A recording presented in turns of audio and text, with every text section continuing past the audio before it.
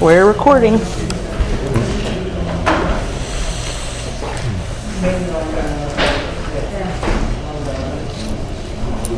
this is better.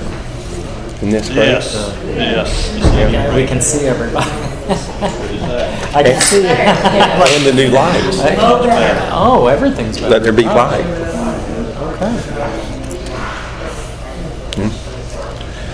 Town of Pierson regular council meeting for Tuesday, April the 9th, 2024 at 6:30 p.m. will now come to order. Yvonne, would you please call the roll? Yes, sir. Mayor Samuel Bennett, Here? Vice Mayor Robert Greenland. Here. Councilwoman Sergio Cardenas. Here.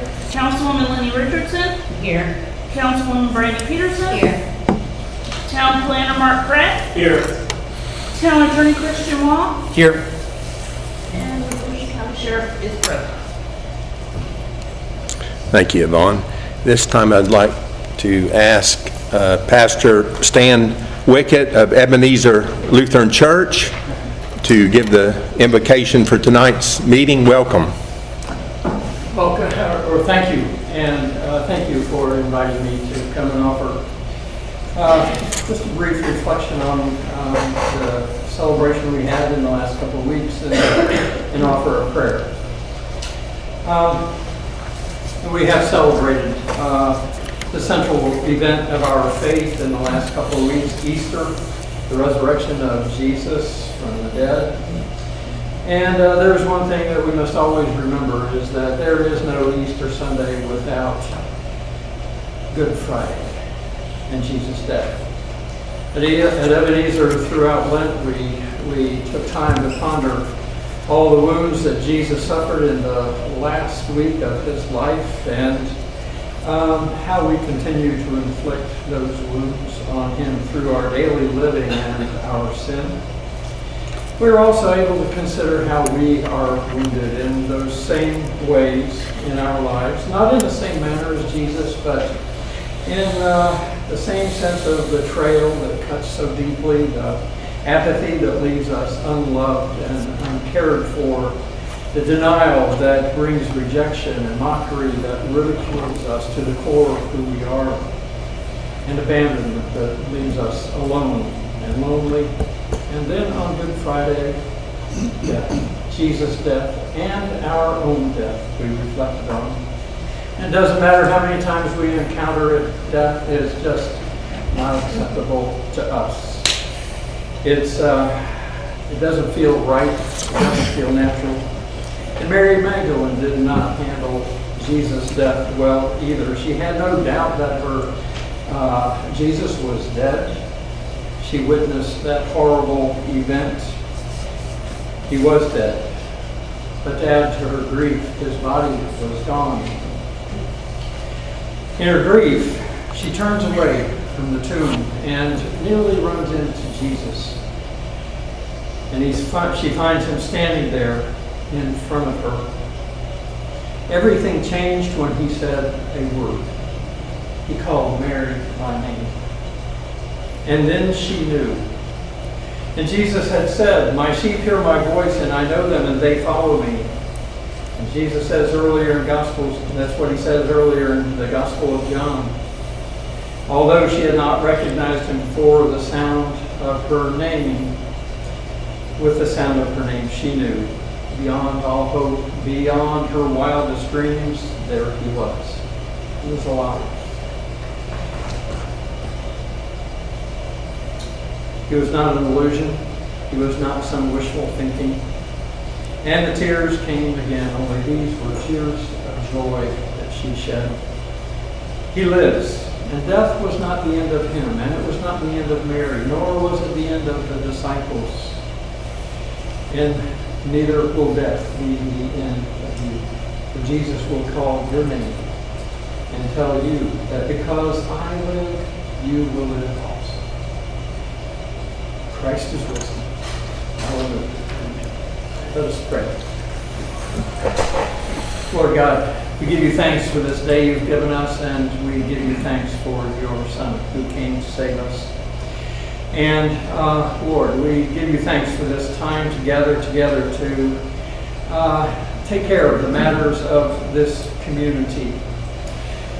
And we call on you to be here with us. Send your Spirit that you may provide guidance and good discernment about all the matters to come before this council this evening. We thank you for this new place to meet in, a place for the community to gather.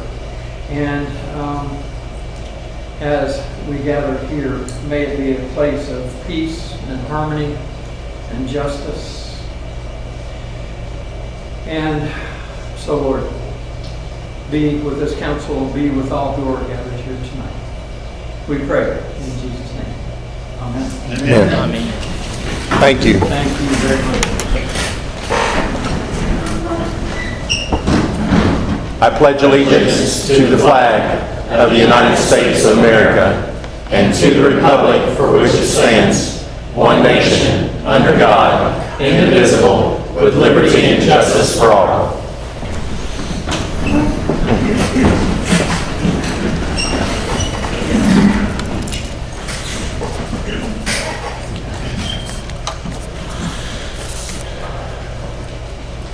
Okay, our first item for consideration are the minutes from March 26, 2024. At this time, are there any additions or deletions? Any changes? I would like to first state that I was a little disappointed in our Surety Bank purchase offer last week, and I just think we could have got a little more than what we have agreed to sell that for. That's all I have. Okay. Are there any changes for the minutes? Okay, if not, the mayor would entertain a motion for approval. Move to approve. We have a motion on the floor by Councilwoman Lenny Richardson to approve the minutes for our regular meeting for March 26, 2024. Is there a second? Second. Seconded by Brandy Pierson. Ready for the question? All those in favor say aye. Aye. All opposed? So carried. Okay, our next item for consideration under 5A, we have a Richard Gentry that is running for State House District 27. Welcome. Thank you very much. Commissioners, I'm delighted to be before you right now, and I appreciate the invitation. I am running for House District 27, which goes from this far western portion of Volusia through Lake and ends up in the eastern portion of Marion County. Unlike any of the others, I was born here in Volusia County, and my family's had a presence here, and either in Daytona or DeLand for a long time. Some of you may have known my brother Earl Gentry. And I would like for him to have been here to witness this thing. He probably wouldn't believe it. But I'm a lawyer by training, and I spent about 40 years in Tallahassee lobbying. I'm willing to own that. After that, I was asked by the legislature to become Florida's public counsel, which represents all ratepayers before the Public Service Commission when it comes to utilities. And if you look, by the way, all of your utility bills will be coming down. Price adjustments regarding fuel. But as I say, I spent a lot of years up there. I've had a house on the river in Astor for about 12 years, right across from where my brother lived. And it is obviously in this district, and I've gotten a call from a number of friends to say, why don't you do this? And having sat home supposedly in retirement for about 6 weeks and contemplating taking my own life, I decided to go ahead and run for this. I'm proud to tell you that I've been endorsed by all 3 sheriffs in the 3 counties, and just received the endorsement of the Marion County Firefighters Union, and I hope to present my case to the last 2, Lake and Volusia. My issues will be the provision of infrastructure for local governments. I've never met a local government in all my years that didn't need somehow a road or water or sewer or something else. I have some other issues that I think are important to the people in this district, and that is insurance for homes. I don't know about you, but mine went up 35% this year, and I think that there's more that can be done about that in the legislature. And although it hasn't reached as much of a fevered pitch, the insurance rates for auto insurance are out of control too. I have recently become aware, actually I've been aware of it for a long time, and it would be my intention to get involved in the Springs Wars, as it were. We have Silver Glen, who many have talked about closing. I am not for that. I think that there are some pretty good halfway points that we can reach, making it still available for all to use on a shortened basis than simply tying up your houseboat there and leaving it for months at a time. So there are a number of things I think that can be done there. I want to be as close to my communities as I can, and one of the things that I have found to be somewhat upsetting has been that when I talked to the Underhills yesterday, and I told them I was running, and they said they had no idea who their house member was. And I've heard much the same thing in Lake County, because that house member for 8 years has been from Marion.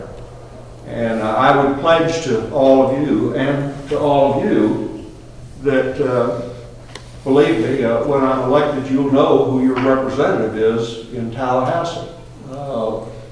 I do have a particular love for this community. So that's my story. I'm sticking to it. And I would be delighted to answer any questions that you or anyone else have. We need an insurance lobbyist to help us, I know that. An insurance lobbyist? For the citizen. Yeah, you really do. You really do. The legislature passed some legislation about, it's now 2 sessions ago. Not this session that just ended, but the one prior to that. And they made some substantial changes, but the problem with it is, and most of those changes go to litigation and things like that. The problem is that there's a tail to all of that. So when the legislature passes something, let's say this year, you're probably going to look at 2 to 3 years down the line before all of those things take effect. That's called the tail. We've been through it. I represented the Florida Home Builders Association for 23 years. And our big bugaboo was always workers' comp. And then we always had a problem with the tail. You break your back to try and pass something good in the legislature, and then you're still looking at a couple of years of higher prices. My own sense is that I think that the legislature next session will try and do more to bring it down even before the full tail kicks in, because it's intolerable for most people. And you can say you did wonderful things in the legislature and come home and it just doesn't fly when you say, just live with it a couple more years, it'll be fine. That doesn't help anybody's bottom line. So I'm a big fan of small business. I've been exposed to that all my career. And I've also had a lot of experience in agriculture. So once again, I hope to see you all at the ballot box. Anybody else got any questions? I want to thank you personally, Richard, for coming and speaking, introducing yourself in front of the council and the community, the ones that are here tonight, and we appreciate you running for this office and for you're willing to serve the people of this district. And I do believe that you would make a good representative. Well, thank you very much, Mr. Yes. Freeman. And I I appreciate the fact that I didn't have to put on a coat and tie tonight. There you go. Yeah, we're very informal. Thank you very much, all. Thank you Thank you. thank you for coming.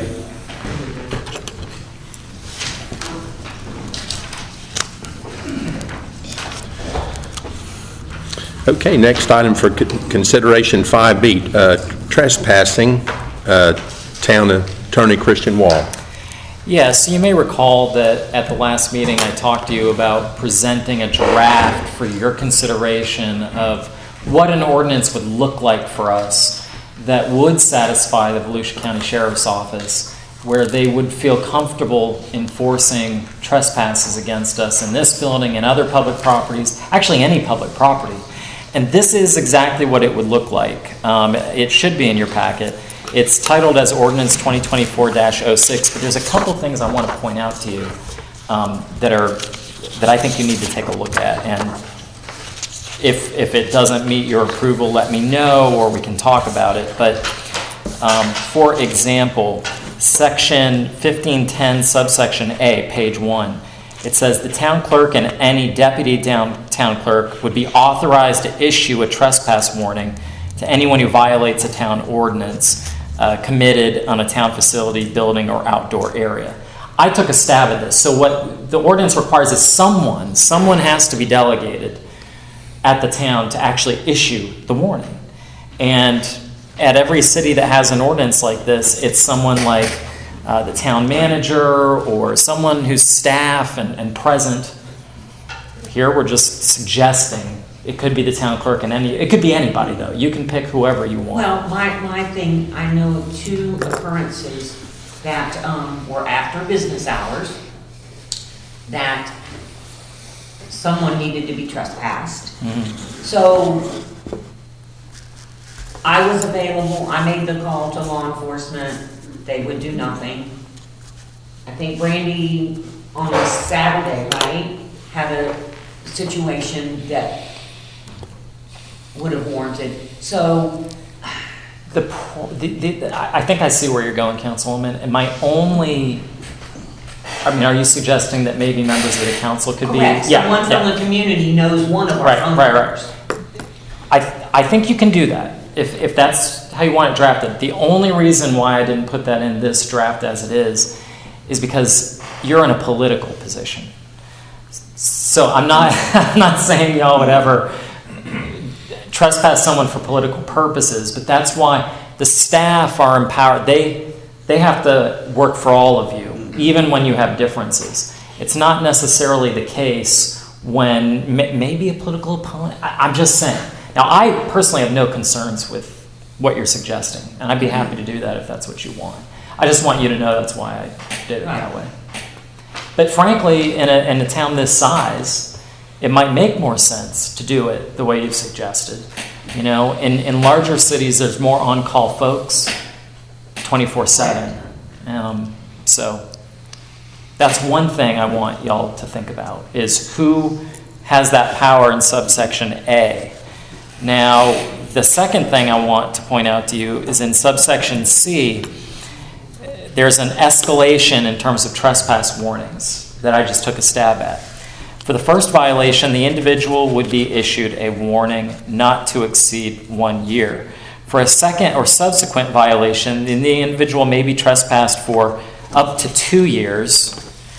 And that's about as far as we go here. There's no, I don't think there can ever be such thing as a permanent trespass. These are voters, these are your citizens. But that's something that you can modify as well. You could have it be 1 year, 3 years, whatever. The next thing I want to point out to you is they would only be trespassed from the place where they were trespassed. In other words, it doesn't automatically apply to all public properties. The key thing for the sheriff's office is this thing on, section I, which is the appeal of a trespass warning. This is what gives someone who's been trespassed, quote unquote, due process. So if they think that it's improper, they can file an appeal and it would be heard. This, if you end up having an ordinance like this, you have to have something like this subsection I. We cannot remove it. The reason why that's The right to appeal. the right to appeal. To appeal. The reason why that's potentially problematic for us is who do you appeal it to? We don't have any specific code boards here in Pierson. And normally that's what happens. If it's appealed, it'll go to a code board or a special magistrate.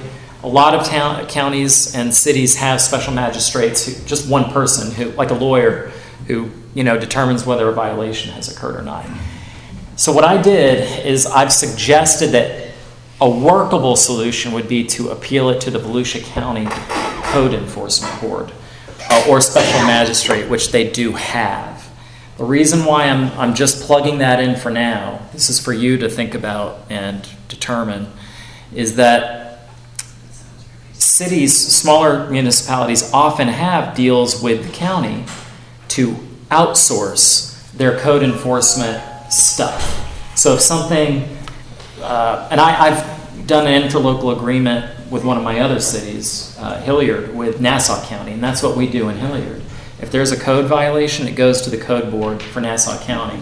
They handle everything. We're not on the hook for that. It's something they handle. And you can, and I've called just to get the groundwork. I consulted with the Volusia County attorneys who said they're open to looking at that if that's what you want. It's not in stone. I'm just presenting. Mm-hmm. Otherwise, I don't know who they would be able to appeal to. You're presenting options. I'm presenting options. Yes, thank you. And I think that's the most important stuff I want to. I mean, I think you should review all of it, but those are the big decisions that I think you all have to make when considering this ordinance.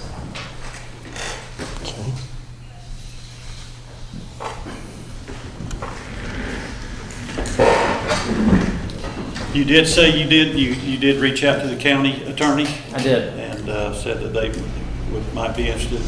It was a new idea for exploring them. options. They don't do that with any other city in Volusia County. But I talked it through with them, what it would be like. I gave them a copy of the agreement I had from Nassau County, and they said that they would look at it and get back to us. And I told them, look, I don't have approval from y'all to do it anyways. Right. I just wanted to see what get their temperature.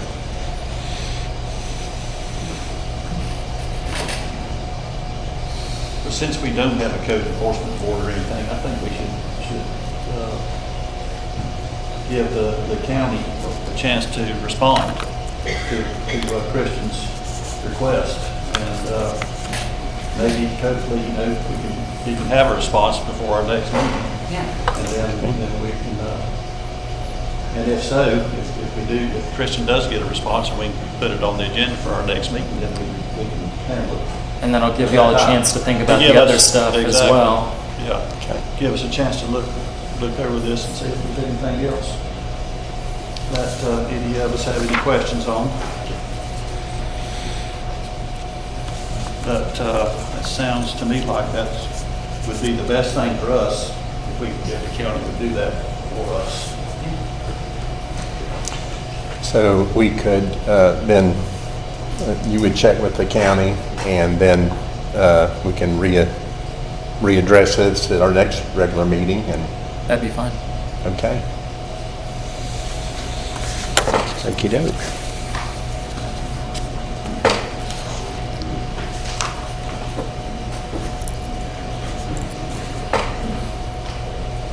Anyone else before I move on?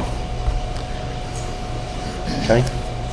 Okay, next item for consideration, 5C. This is a public hearing, second reading, so I guess I need to adjourn our regular meeting. At this time, I'm going to adjourn our regular meeting that is in session.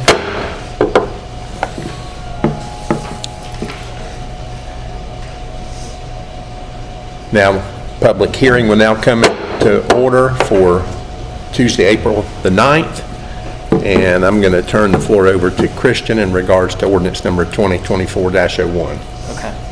An ordinance of the Town of Pierson, Florida, annexing by voluntary petition certain real property owned by Liesl and Todd Angel with parcel IDs 5812-00000470 and 5812-00000473 located at 225 plus or minus south of the intersection of Lamar Road and South Volusia Avenue / County Road 3 with the addresses of 211 and 245 Lamar Road and located contiguous to the town of Pierson in accordance with the voluntary annexation provisions of section 171.044 Florida statutes and other controlling law, redefining the boundaries of the town of Pierson to include said property, providing findings, providing for conditions, providing direction to the town clerk to record the ordinance with the clerk of the circuit court, with the chief administrative officer of Volusia County, and with the Department of State, providing a legal description and a map, repealing all ordinances in conflict herewith, providing for severability, providing for non-codification, and the taking of administrative actions, and providing for an effective date.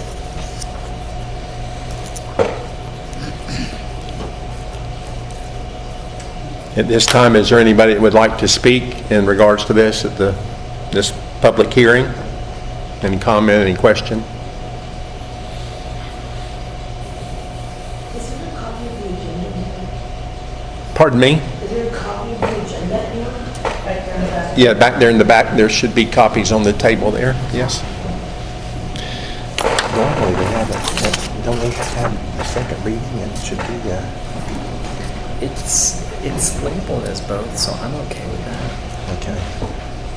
Okay, so we adjourn and then just call them? Yeah. And then, I'd move to close public hearing. okay. If being none, move to this public hearing is closed. Our regular council meeting now is back in session. And I'll turn the floor back over to Christian in regards to the second reading for ordinance 2024-01. It's the same, and I don't think I need to go through the whole thing again. Okay. Mark, did you want to speak to anything on this? It's a straightforward annexation. It's adding 15 acres of property to the town of Pierson. The applicants, I believe, about 2 years ago, annexed in some property, other members of their family. We'll be bringing forward companion future land use amendments and rezoning very shortly at a future meeting. Those will be presented to you, and you'll have an opportunity to apply town of Pierson land use and zoning to that property. It'll have to go out to the Volusia Water Management Commission, and once they've reviewed it and given their comments, it will then be brought back to you for second reading if you do decide to move forward with that particular comment. Okay.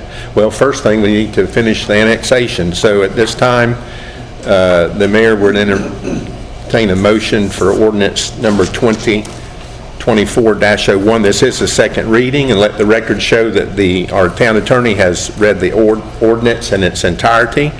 So the floor is open at this time. I make a Pardon me? Are you looking for a move to approve?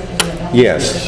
Yes. Okay. Said move to approve. Move to approve. Okay, we have a motion on the floor by Randy Pierson for approval of ordinance number 2024-01. Is there a second? Second. Seconded by Councilwoman Lenny Richardson. Ready for the question. Yvonne, would you please give a roll call vote? Councilwoman Brandy Peterson. Yes. Councilwoman Richardson. Yes. Councilwoman Sergio Cardenas. Yes. Vice Mayor Robert Greenland. yes. Mayor Samuel Bennett. Yes. So carried. Thank you. Okay. Next item for consideration, 5D, ballpark maintenance agreement, Town Attorney Christian Waugh. Well, again, I've brought this up to you that it's the county's understanding that the agreement that had existed expired many years ago. to the extent that there was an informal arrangement, I don't know any details about that. I do know that they had talked to me and were willing to work with the town on renewing it or developing something else. What's in your packet is a copy of what had been in existence before from the county's perspective. Okay. I also have had conversations with the county, and they had asked if Christian, if we could table this, and probably in about somewhere between 30 and 45 days they'll be able to meet with us. They've just got a full schedule right now, and so they've asked that we come back to them at a later date. So I would like to suggest that we table this until a future date that Christian can work out an agreement with Volusia County in regards to our ballpark maintenance agreement. So we currently have no agreement with Correct. them? Correct. So they've just been doing it out of the goodness of their hearts? That's what I don't understand. I don't know any details. The Volusia County attorneys didn't know anything about it. They were very surprised when I talked to them. From their perspective, there is no agreement. It's in attachment E, by the way, if you'll have to go past the other stuff. But, so I don't know. I don't know why that's been happening, but like the mayor said, it's my understanding they want to work with us and come back to us in about a month.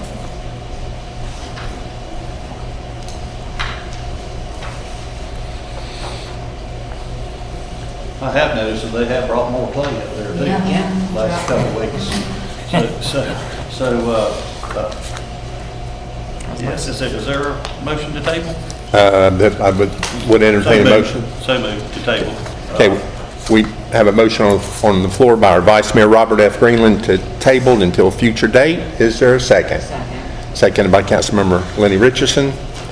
Ready for the question? All those in favor say aye. Aye. All opposed? So carried. Okay. Item number 5E. I think that's 4th Avenue and County Road 3 discussion and action. Is Jeremy here? In attendance? No. Jeremy Stedman had brought this to my attention. 4th Avenue is just, I believe it's a little bit north of where Gene Rao lived. They're on County Road 3, and it's... You mean Ronald? Well, his dad, Gene, lived there Okay. originally, and Okay. but yes, Ronald, I think, of course, was there also. And maybe since Jeremy's not here, maybe it would be good to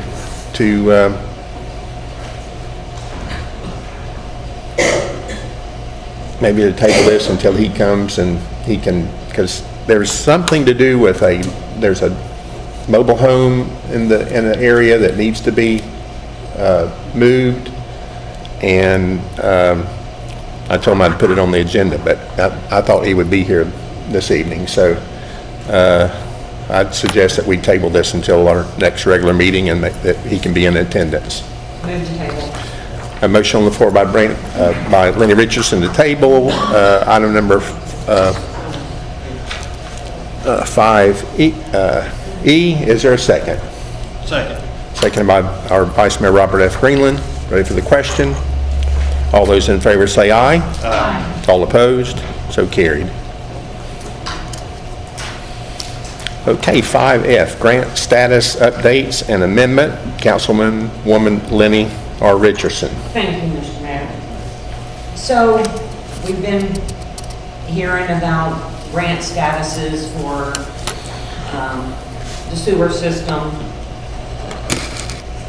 and the reply has been, we're still in negotiations with the school board. So, on March the 12th, an email was received in this office from Brad Blaze And it appears the original plan with the school board has changed. They're not interested. They're requiring that the town modify the wastewater treatment plant site. And supposedly, soil borings are already being done on a site north of the airport. I was not aware of any of this. So, to my knowledge, there's been no communication other than this email that came in here on March the 12th.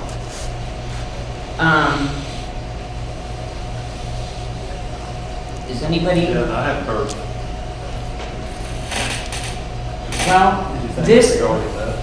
deviation in this plan is going to dramatically change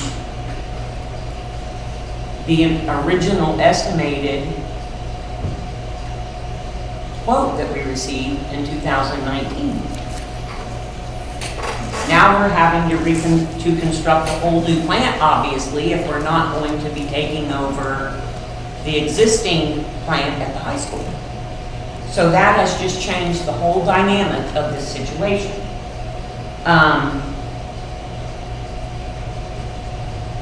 To my knowledge, I know we have been denied twice for grant funding for the first phase.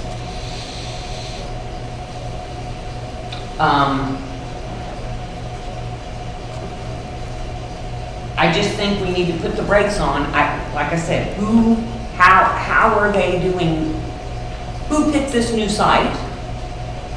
And who the hell asked them to start doing soil tests? I don't know. Well, Lenny, it's been reported, we've asked, I think, Christian and both Mark Corrett to negotiate with the school board. Correct, which has been via this email. They're no longer, may I read it? Yes, This please is do. from Brad Blaze to someone named Michael. Hello, Michael. Carmen is no longer with the town. We are trying to complete the design, but the interlocal agreement with the Volusia County School Board is on hold. The school is requiring that the town modify the wastewater treatment plant site and effluent disposal from the original plan. We are getting soil borings for the new site. The town will need an extension. This is for the, I guess, I don't know.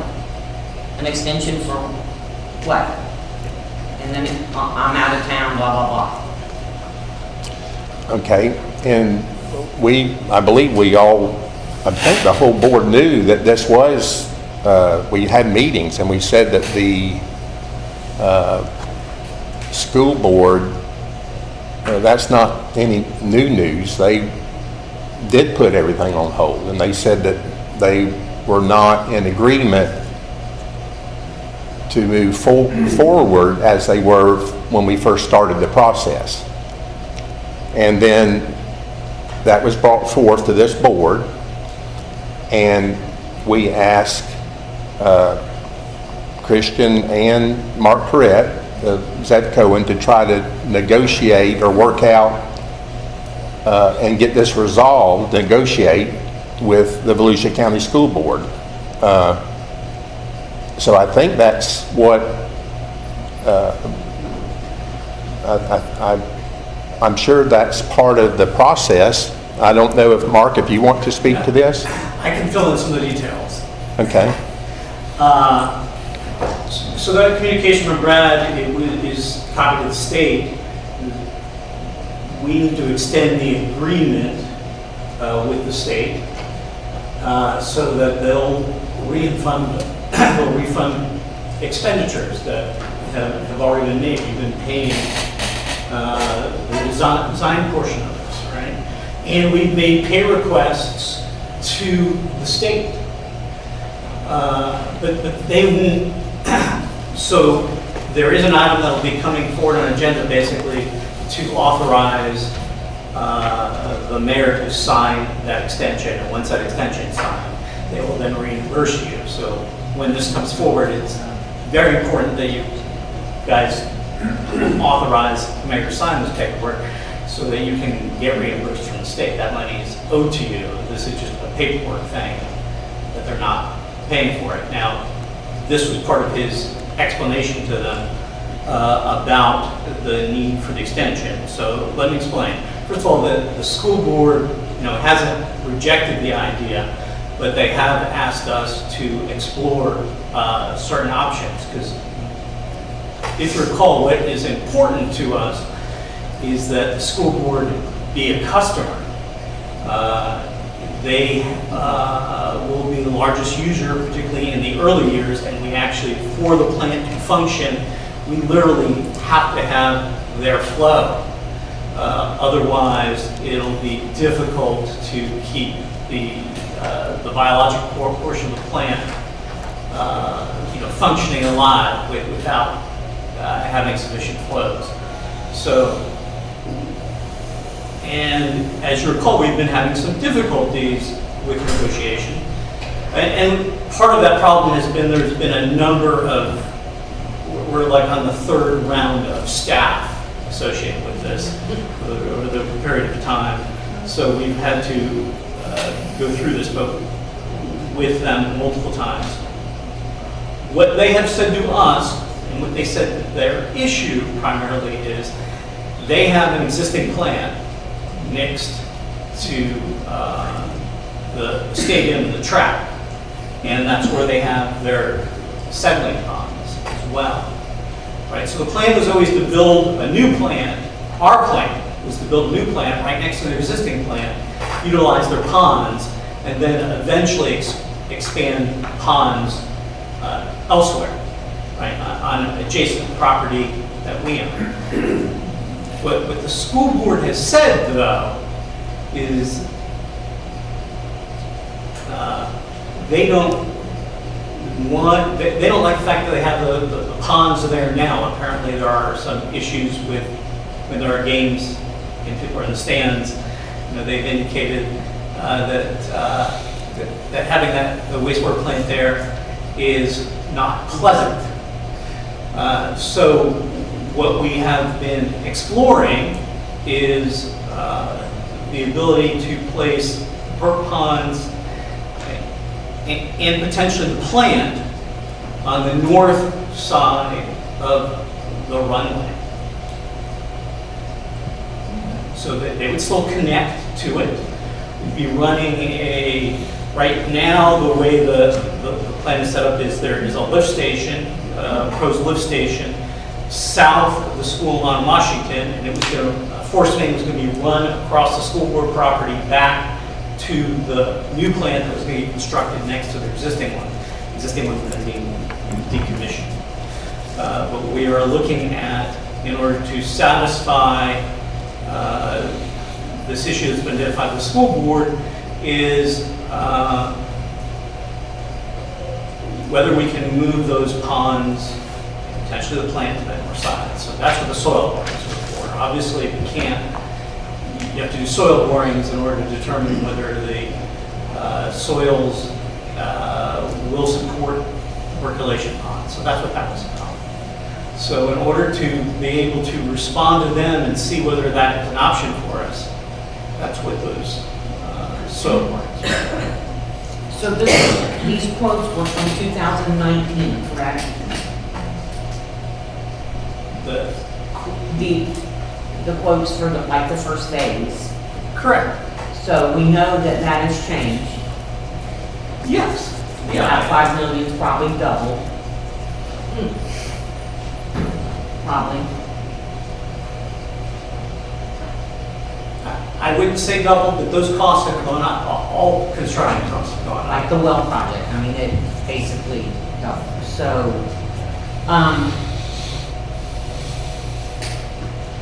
I just find it odd that we've not been kept abreast of these changes.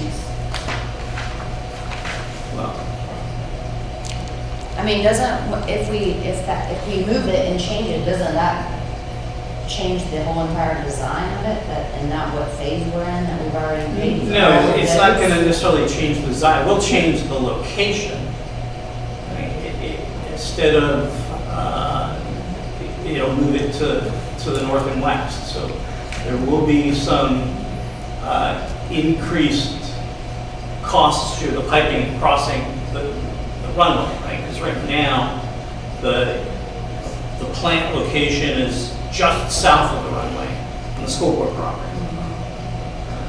So this would move it to the north side of the runway. So I guess my other thing would be is, I think that's something that should have been brought to well, us. I mean, it before will any have to kind come of. back. It will have to come back to you, but we don't want to come back with a plan that's not feasible. Did we ever obtain easement to the site itself from the school board? I know that was a, I mean, that is part of the discussions that we're having. The school board is the one that put that sewage plant where it is now. Correct. And they knew there was a damn high school right there. Correct. So now they're saying that 20 years later, they've got a smelly problem. Yeah. And they're holding our feet to the fire and wanting us to put a new plant in. No, we always, the plan always was to put a new plant. What we were going to do is build the new plant next to their existing plant. Decommission that plant. Yeah, and we did discuss that, I believe, that plant has served, its lifespan is over, but, and you correct me because this is, I want to get this right, we need to keep the old plant, as Lenny said, that's the original plan, and the problem we had, here some time ago, they just didn't want to do anything. They stopped. So now you're back working with them and negotiating and trying to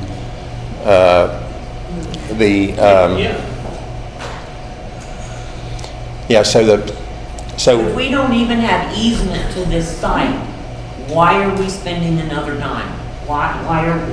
This makes no sense to me.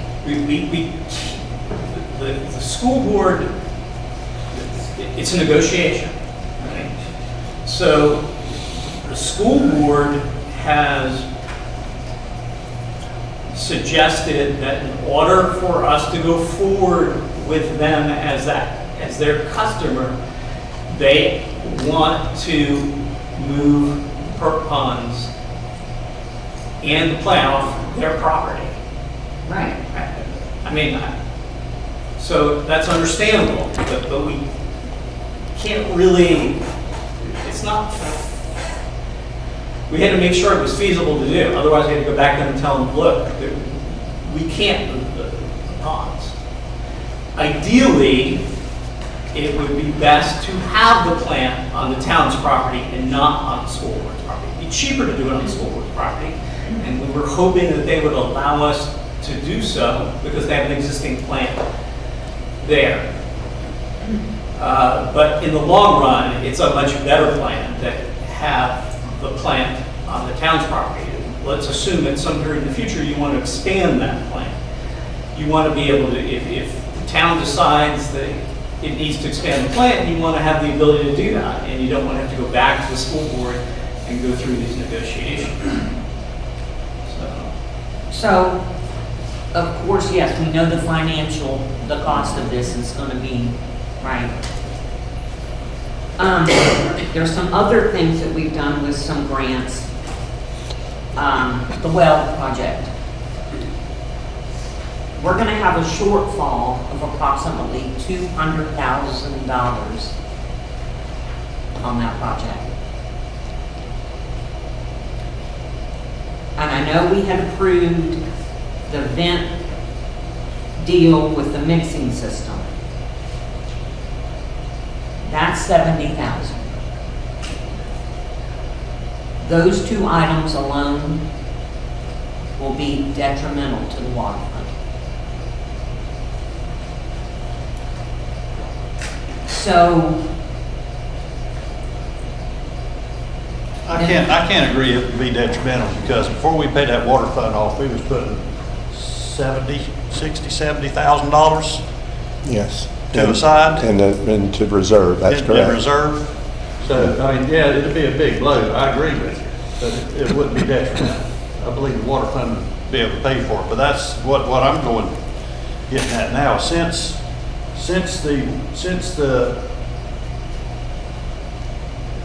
the time has passed and prices have more or less doubled, what are the chances of us getting extra money from the state? Very good. Okay, well, that's what I think we're all worried about. Yeah. Because, yeah, we don't have a huge budget, and every dime counts. You'll sure. be eligible for 80% forgiveness. On which grant are we talking about? We just We're talked about talking about the wastewater. septic stuff. Yeah.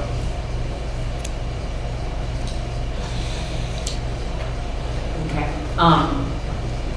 I would suggest that any of the council, when you have a minute, come in and talk to Ryan regarding the water fund account.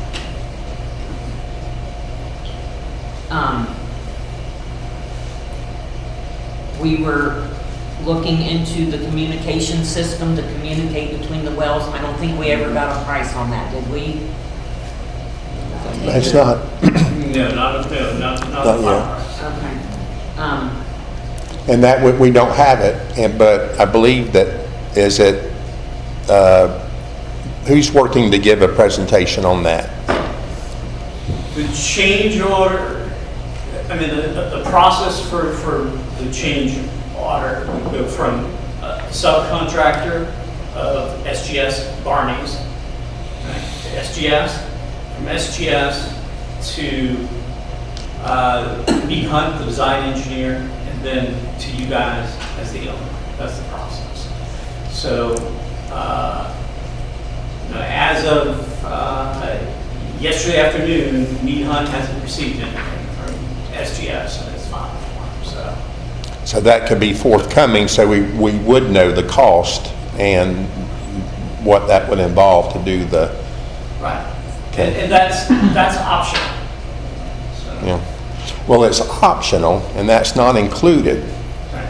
We have a new water plant, but all of us know that we have had issues with the water. Now that we have this new water plant, I believe that it would be in the town's best interest, but we need to look at the cost for both water plants and the tower to be able to communicate. So that if there are issues with one water plant, it can communicate, the other one would come online. Or if you need for a valve to open on the water tower, we don't want to have instances where we have to go under boil water. We want this to work like an automated system, a new system can work. So I think that if they they'll come back and present this to the board, and then the board will make a decision if we want to have it where it can communicate, and that we don't have issues like we have had in the past with at different times being issues with the water. So So the but- vent/mixing system, can that purchase be delayed? I mean, I know we've already agreed to it. yeah, we could delay that. Yeah. I think that would be wise. And like I said, I suggest that you, all the council, stop in and have a chat with Ryan. We could delay the mixing, but the communication, I'd like to see what that is, the cost of that, and that, from my conversations with SGS and Mead Hunt, that would really, would make our water system work very efficiently. So. We'll know when they give their presentation. Yeah, I would rather let them give the presentation, and then they can give their present the facts, and then the board can make a decision on it. As far as the question in regards to the status on the sewer, that is encouraging news, Mark, that you're still in negotiation with the school board. That's correct? Yes, yes. So because when we had our meeting back at the old town hall last year, they said they were done. They didn't want to move forward. And then we asked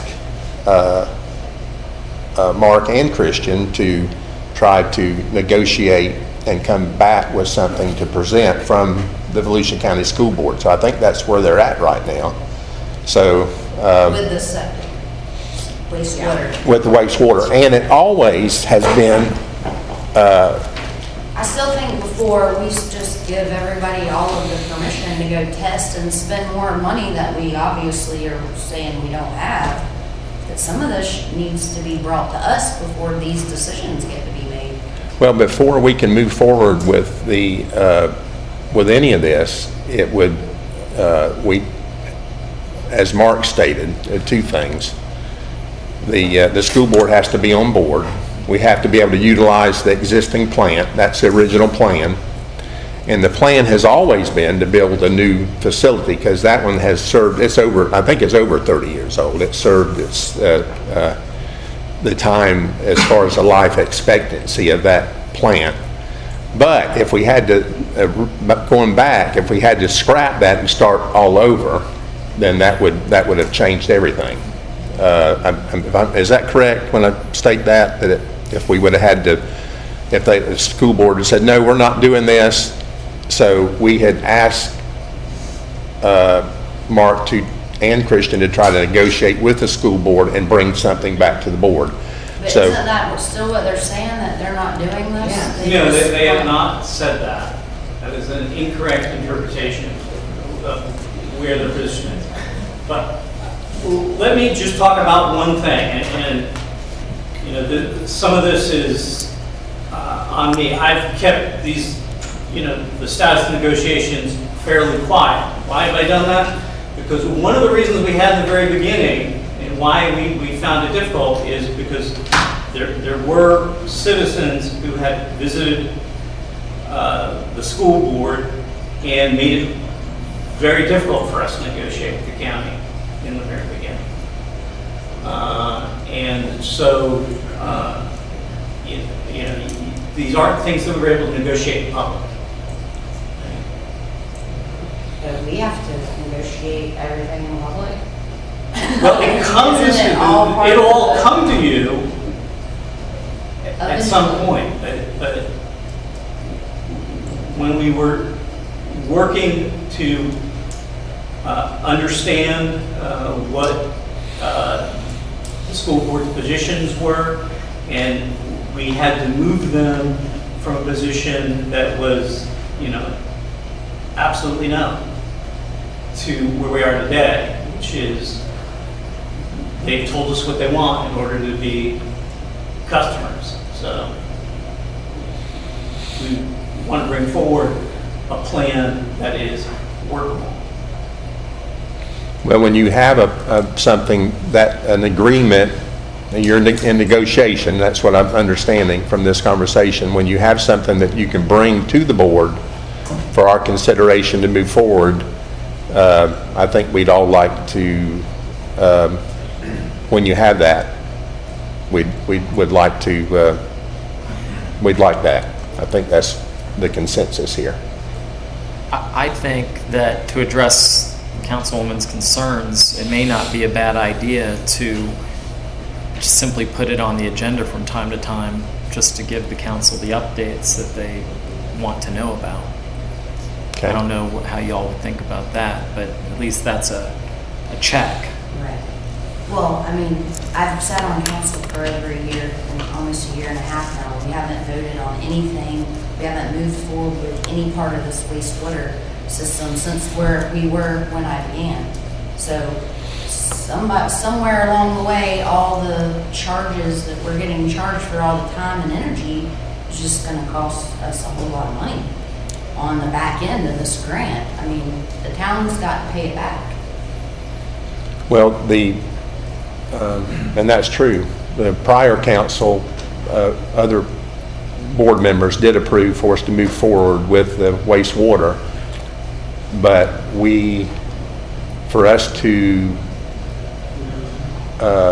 move forward on it, we do, as Mark stated, we have to have the school board's cooperation. I mean, there's no way, as Mark stated, that you have to have customers, and those are two of the largest customers that we would have, is Key DeWitt Taylor High and then Pierson Elementary. They have previously told us, the school board, they do not want to be in the sewer business. They would like for the town to provide sewer to both the schools. If that happens, that would be good for the town of Pierson, because that would, as Mark stated, we would be able to have not only the customers, but that would help this to work. And then for the plant to function properly, you need the flow. Well, that would enable that to work. But it has always been the original part of the plan from previous board members that were here. We approved it, we applied for the grant, and it was always... Yeah, I'm not denying that. I'm just saying in the last year and a half, nothing has been, we haven't moved forward with any part of it. And that's because it's been locked up with the school board. It's like we're putting the cart way But we're before the still horse. paying for all of the fees and stuff associated to the time and energy that's put into this. See, you have a design loan out there, right? And you do need to complete the design, right? So, Isn't because the design otherwise, going to change from the original plan now? I mean, now we're talking about putting ponds on north of the airport. The whole dynamics are changing. well, the plant, just the physical plant itself will be, it's not going to be, the design of the plant itself won't be changing, right? Location of it will change. There will be some additional piping that will be involved. That's not a substantial portion of the cost. We'll have to work out access to the north side of the runway. So that's probably the most significant item. So at this point, say today we move forward and we get all the extensions and all the extra money, how long are we talking before the sewer wastewater system could be up and running? And the first phase, correct me if I'm wrong, only includes like 20 people, right? Or Well, the first phase includes, obviously, the school system, includes this building, includes some portion that's immediately around it. I can't tell you the number of actual houses off the top of my head. I'm going back and look at it. Yes, it's designed to be phased. So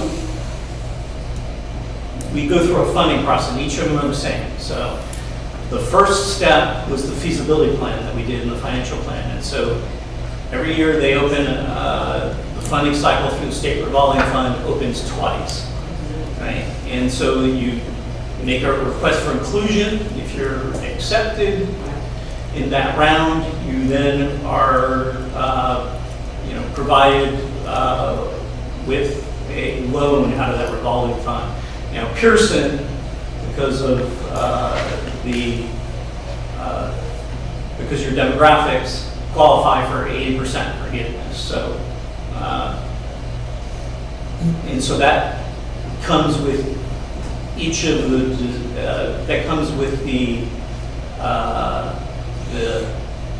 each phase. So the next time, so we got that feasibility plan funded and approved, right? Then we had to go into the next phase, which is the design phase, which is currently what we're in, Yeah, they make requests for inclusion, get approved. So when we have our design completed, we will then have to make another request for inclusion. That gets approved. You know, that'll be part of that'll be for construction. Again, that'll be, because of construction loan, that is still eligible for 80% forgiveness, but also because it's construction, that will open up other grant funds as well that we can apply for. We can't get these other funds for the soft costs, these engineering phase, so 80% forgiveness is, we think, as good as we can do on the engineering. And the original cost for each phase was $4 to $5 million, correct? Correct. In 2019. Yeah. And I'm sorry, I asked if, how long before we are up Okay, and running? so I mean, I'm yeah, just curious. So we complete the design phase, and obviously we still have to, work out the plan application. We'll then go out to bid, obtain prices, go through the funding cycle. That will take about a half year. And then construction will take about a year. We're looking at like 2 years right out, and then if everything was perfect from here, down. Correct.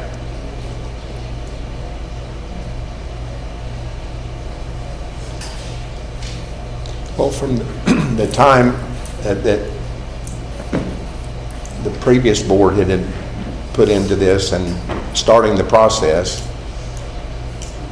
and then it all changed where the school board did not want to move forward with it. This is encouraging that he is still in negotiation, because we need them to be a part of what we're doing if this is going to move forward.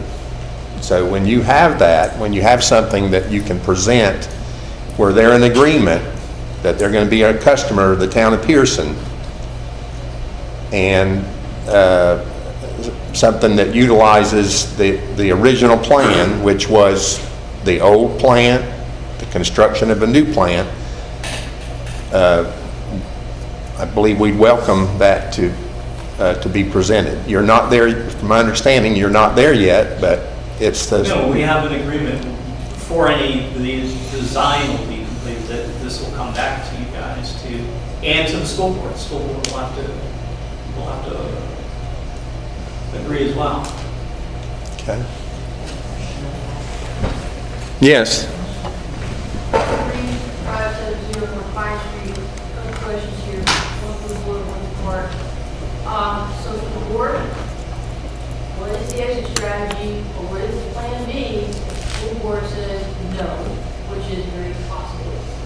Mark, I think the question is the first round, because the meeting was going to be this area, as I recall, I believe the meeting was about a year and a half ago. There was a presentation about this, and there were a lot of folks here, the guys here was thinking your boss. He was talking another 15, 20 years before this entire town got sewer. Is that still correct? Unfortunately, I didn't hear everything you said. I mean, We can't hear you, Robin. Robin, walk up. I can't hear you either.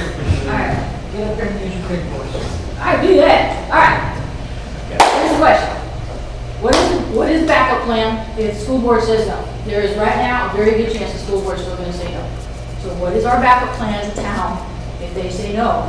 We've already spent the money. Where are we going with this? Second thing, about a year and a half ago, when your boss was here, a lot of us here, we had a lot of big conversation about what was going on with the sewer bill. And at that time, I believe he said it was 15, 20 years before this entire town got hooked up. And we're talking 10 years before you phase 2 got hooked up. Is that still correct? no.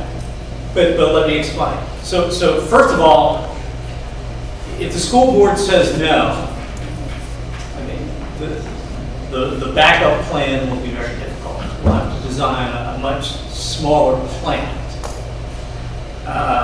Okay, but. So that would work on much smaller flows. And that may not be feasible.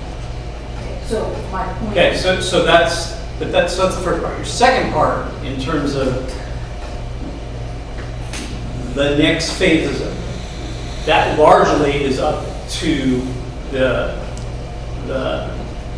town council and going through the funding process. I mean, it doesn't have to be, 5 years to get to phase 2. It's just what we showed in that plan. We gave the state a build-out plan because they wanted a plan to cover the entire town, everybody in the town. There are some portions of the town where it will not be economically feasible to serve them because it's so extended and the run is so far. So that was that was given as a 20-year plan. As I recall, the understanding I have when we're having that conversation is if the school board backs out, that there isn't enough flow in this area to even build it. Not without. That is what I just said. I said plan B, if there is no school, the plant would have to be a different design than we're currently using. It would be much smaller, and it may not be feasible. Okay, so then what happens? Okay, so that goes back to the question I had in the half ago. We have a grant that says that we're going to do this, we're spending money on a grant. If we fail to follow through with the build, if we cannot build, is this town liable for paying back every cent of that grant money because we did not follow through? No, you don't have to pay back every cent of it. No, it'll still be 80% of it, and you'll still have a design. You'll have Yeah. You'll have a design, right? So, My concern is that if the design technically doesn't work, you're saying we have to do a design, and that design is no longer feasible. Are we on the hook for paying money? We have a design that doesn't work. That's my question. Well, to answer, I'll answer that for you. It's a $693,000 grant and loan combined. Okay. $550,000 of it is state grant. The other 140 whatever thousand Pierson owes back. If they go through the design phase and they design something that's not feasible and the town decides this isn't going to work for whatever reasons, the town still has to pay the $143,000 loan because we technically did complete a design phase. So if their costs go over the 550 into that next, well, actually, I guess it's not even like that. I guess it really truly is, like he's saying, 80-20. So whatever we spend on the design phase, Pierson owes 20%. So we could conceivably be out that 140, we have to show for it. Mhm. Okay, that's what I wanted to confirm. Thank you all so much. in theory, could be, yes. But you will have a design. That design will be useful, and we'll have to deal with the school board. The school board, we've gotten them from an absolute no to being very close to bringing forward a solution that is yes.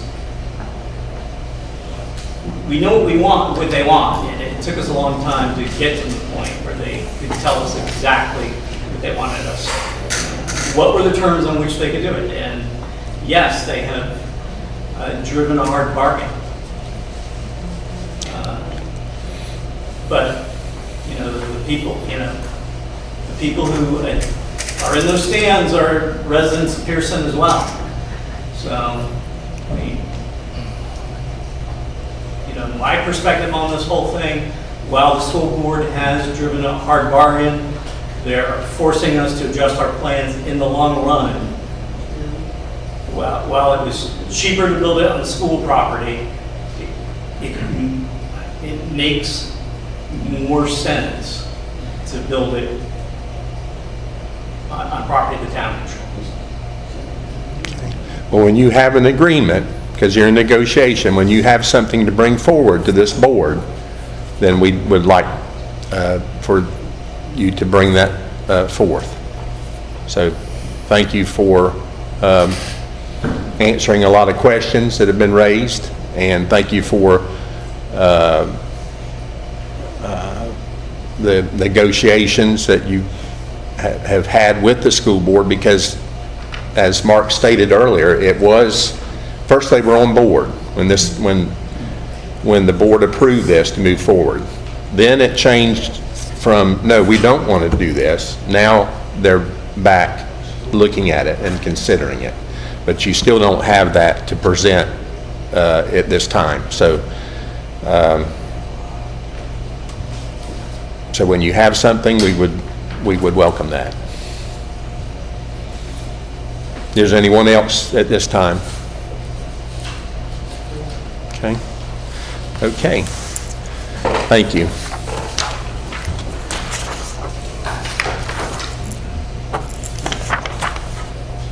Okay, next item. 5G, Mark Critt, office visit, non-refundable charge. Councilwoman Lenny or Richardson. Thank you, Mr. Mayor. I have been noticing, last 2 times Mark was in attendance here to meet with people for zoning questions or building whatever. No-shows.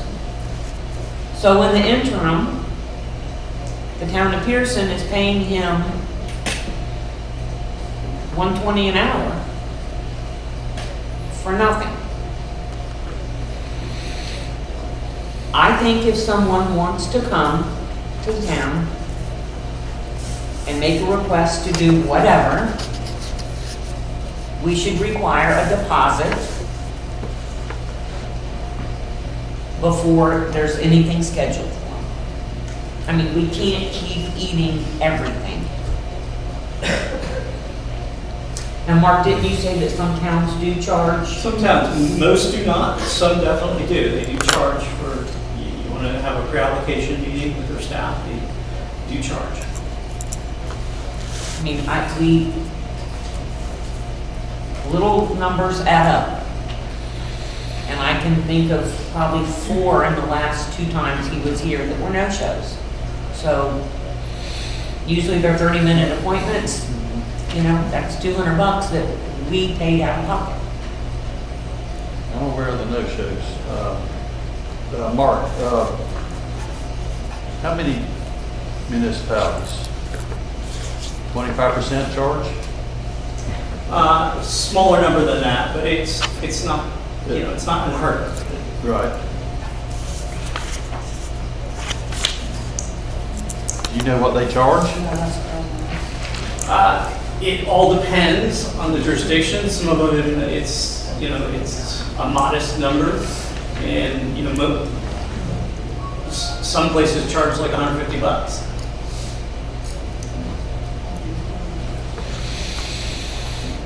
Is that the bigger municipalities, or is that a smaller municipalities? It's a very small wealthy. Very small. Ponce Inlet, that's what I was going, that's what I thought.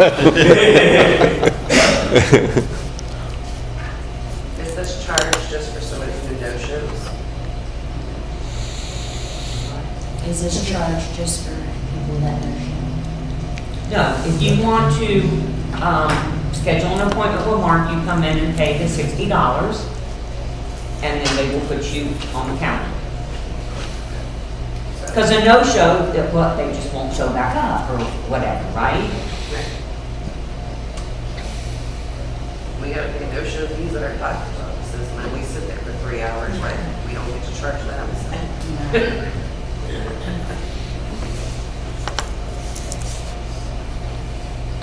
We've got to, we can't keep eating everything. Well, I believe if we do have a fee, that would get them to come to their appointment. Correct. They pay the money. Yeah. If they don't show up, they forfeited. It would benefit both Mark and us. Mark, I know, it's a drive and extra time as well. Right, he's getting paid no matter what, so would help us. I'm pretty sure you have better things to do. Yes, exactly. Well, I have other things to do. Not necessarily that. That's fine. So how would y'all like to proceed with this? You'd have a fee, an amount, Lenny, or you want to Well, think like I about said, it? or- usually his appointments are 30 minutes, right, that you schedule. I'm thinking $60. Okay. Well, if that's, you want to move forward with that, it is an agenda item. You could make a motion to, I'd like to make a motion that we charge any applicant that wants to meet with Mark Correct a non-refundable fee of $60 due prior to scheduling the appointment. okay, we have a motion on the floor by Councilwoman Lenny Richardson to charge a $60 non-refundable fee to be prepaid before the appointment with Mark Correct for... Before it's scheduled. Before it's scheduled. Is there a second? Second. Seconded by Brandy Pierson. Ready for the question? I have a question. Is this non-refundable is if somebody does come, they're still not going to get it back, right? No, Just start charging the fee. correct. Okay. But they have to pay for it prior Prior to this. Right, because if we say, you know, Right, you pay it no, I agree. here, I agree and with they're a that. no-show, then we're still out. Yeah, I agree with that, yeah. I just wanted to clarify that. Yeah, That's why- yeah. That's why I asked. Okay. Any other discussion? Yes. So we don't charge any fees right now to talk with them? No. Okay, this is my first time meeting, so sorry if I'm out of line or anything, but because some people don't show up, everyone is now gonna pay $60 just to see him, and our taxes already paying for him to be here? That doesn't sound right. I showed up when I didn't have to talk. Sorry, but that's how I feel. Just to let you know, when you stand up and they call you, just say your name and Oh, address so they please call can. me when you listen. Yeah, sorry. So,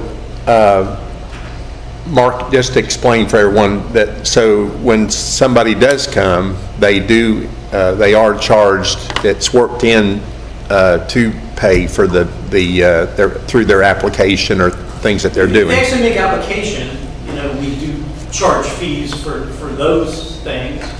And there is, and those vary based on the, complexity of the application, but we've not been charging to just simply talk to me in the past.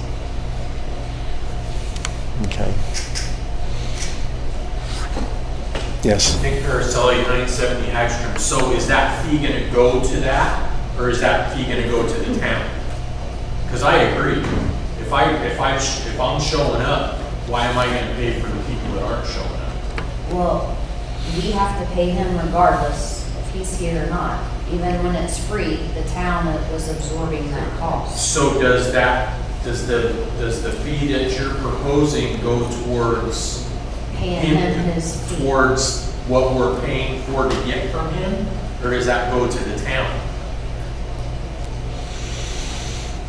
It would go to the town. Are you saying, would we take that off an application?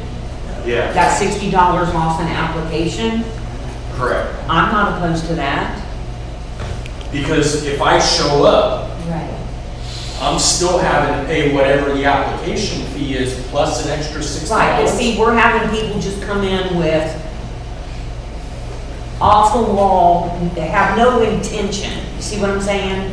And the town has just been eating this money. I've been watching it for years. And it's, So as long as the $60 that you're proposing goes towards the fees that towards we're your paying application for, fee. I'm okay with it. I don't mind deducting that off of the application. So you're saying it would be like a credit, It's to a the extent credit. that someone applies, it ends up being a $60 credit on. Correct, on their, If you end up And agreeing to if they that, don't show up, then you're still getting that $60. Or, I mean, get it refunded. I mean, you're still gonna use it for the application, so if you come in and get it refunded, so then you can use that for the application. So instead of non-refundable, say, refundable. That's where my question was going.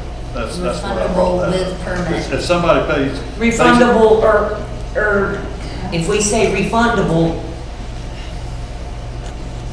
At time of application. Well, wait a minute. I think it needs to go a credit Why towards the why don't we application. put, I think that would be the fairest way, credit the $60 towards the application. And then Because you're- people are and then- coming in here talking to him and they have no damn Right. intention of doing anything, I- right? And then you're not cutting checks Right, and things like that. Right. I mean, Yeah. I think that would be more fair, doing it that Yes. way. Yes. Did you still have a question? Well, kind of a comment, I think $60 is kind of high to some people. And I get what he's saying, yes, if you do an application, but if you don't do an application, there should be something. I mean, maybe $25, or $50, the most. And then if I decide, okay, you know what, I don't want to do this, it's not going to work, give me half my money back or something. But again, if it's only going to be applied to your application, if what he tells me I can't do it, I'm still getting punished. You know what I mean? So say, give them half. I mean, I get that we need to do something where people are deterred from not showing up, but not to where it's a punishment for other people or a deterrent to go talk to him and see if what I would like to do could be done. But see, then you'll revert right back to we're eating it all, so No, I'm not saying give it all back, just give half of it back. Make it worth it, that, okay, if you want to talk to him, it's going to cost you $30 or $25 or something like that. We're going to ask you to put up $50, so if you don't show up, you're out $50.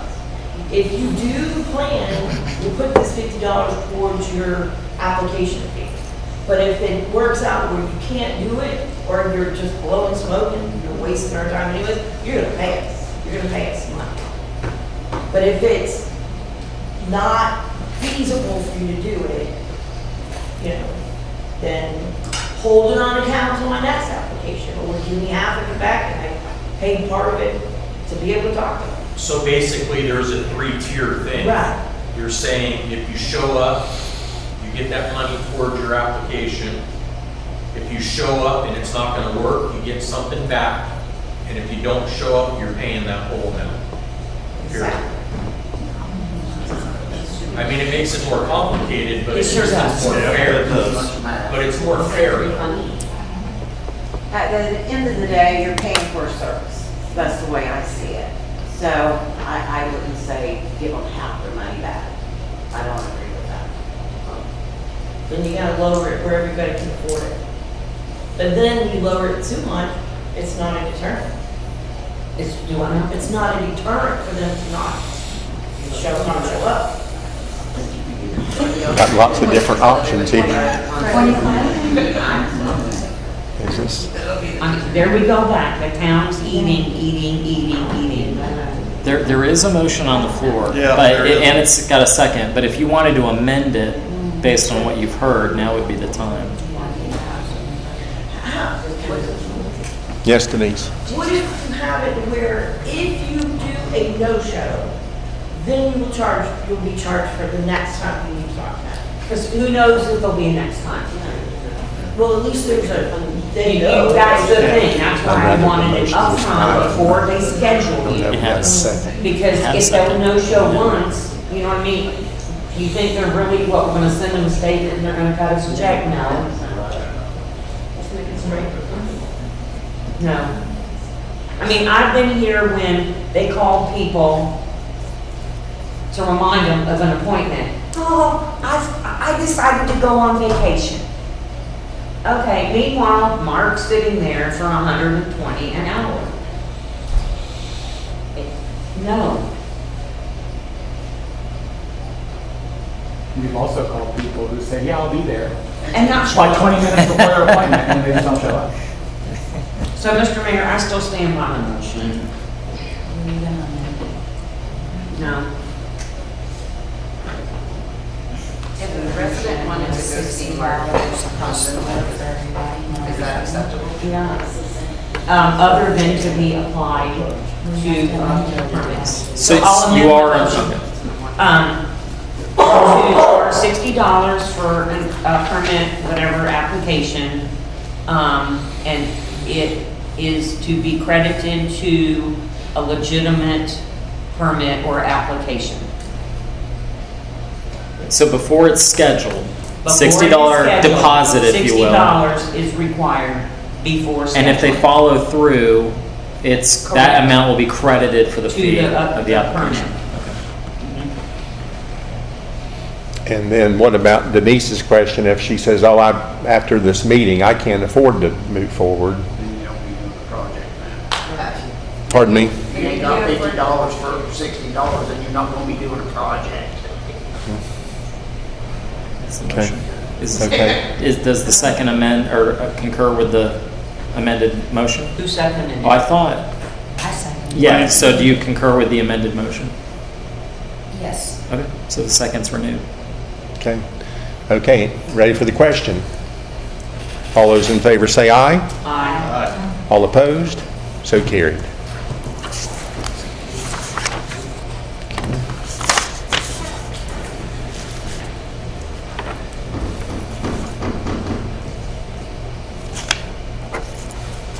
Okay, item number H. Pickleball court, discussion and action. I ask that put this on the agenda. I don't play pickleball, but I've had a lot of people in different ones in the community ask about if we would consider having a pickleball court. And it seems to be a lot of interest. And so I put it on the agenda to see if to talk about it, and if we would look at possibly putting in a pickleball court, maybe getting some prices of what it would cost or detail, and then bringing it back to the board. Won't hurt to see what it costs. And I think we did discuss it, maybe trying to convert one of the tennis courts there on Lake Pierson Park. And it was brought up that the proximity of, surrounded by woods and everything, that people may feel safer if it was at Chipper Jones Park. So if we do proceed with the pickleball court, I believe Chipper Jones Park would be the best place for it. But first of all, we need to find out what it would cost Okay. to do one, and I don't know who we contact to do that. It won't hurt to ask. Is that the consensus to get do you want to move forward as far as getting a price on having a pickleball court? Vice think Mayor, yes, Sergio? I've had several people ask me Which about one is the pickleball court?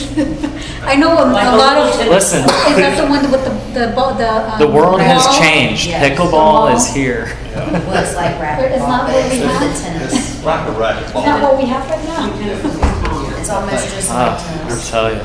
Is there anybody here in the that's in attendance that has interest in pickle? Yes. 5 Green, 570 North Pine Street, let me just make sure I understand it. We just passed an ordinance, charge people $60 because the town doesn't have money to have things come after it.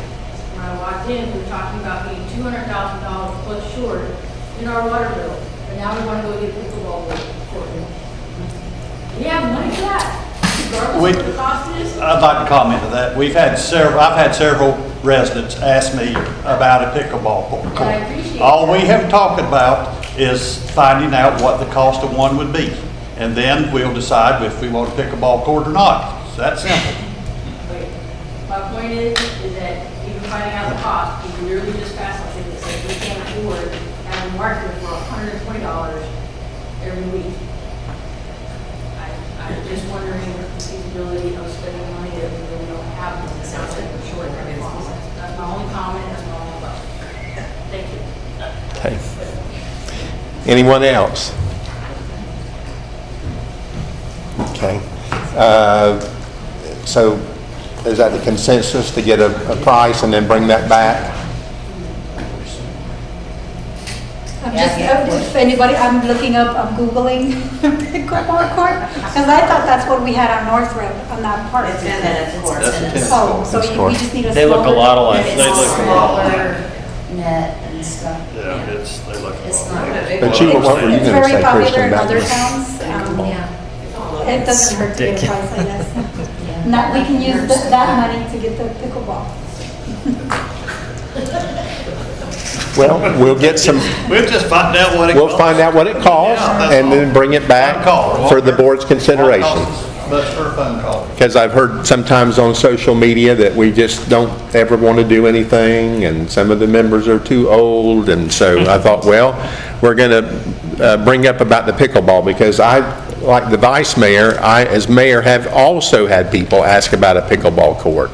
And it's a new activity that there's a lot of interest in, so I think that would be a nice, might be something really nice for the kids to have an option, or grown-ups. I think it's across the board. It's a lot of people are playing pickleball. Yes. I think something like that would fall under an ECHO grant, because it's environmental, cultural, historical, and outdoor. And we'll look at that. Looking at that. We can look at that and see. So thank you for that, Denise. Okay, well, we'll get a pricing, and then we'll look at the, what you brought up, and we'll bring it back. Okay, item I. May 24th, 2024, there's a request from Kimberly Hutchison. She is the principal at Pierson Elementary, and they're wanting to use the Chipper Jones Park for parking on May 24th. Is that for May Day. May Day? Yes. Okay. So, and we have made parking available in the past, and I think that we should try to accommodate them for their parking. Yeah, it's a Friday. Okay. So if that meets with your, whatever your consideration is, the mayor would entertain a motion for, at this time. I move to approve the use of Chipper Jones Park for parking for the May Day festivities on May 24th, 2024. Okay, we have a motion on the floor by Councilwoman Lenny Richardson to approve the parking request from Kimberly Hutchison of Pierson Elementary for May Day, May the 24th, 2024. Is there a second? Second. Seconded by Sergia Cardenas. Ready for the question? All those in favor say aye. Aye. All opposed? So carried. Okay, item J, West Palmetto speed limit discussion and action. If you'll recall, here some time ago, we had a town resident that had an autistic child come and ask that we change the speed limit on Palmetto from, I think it was 30 to 15. And I've actually had some residents in that area, complain about that's so slow. But the main thing is that the person that requested this, they've moved, they're not there. The sign has been taken down that says autistic child.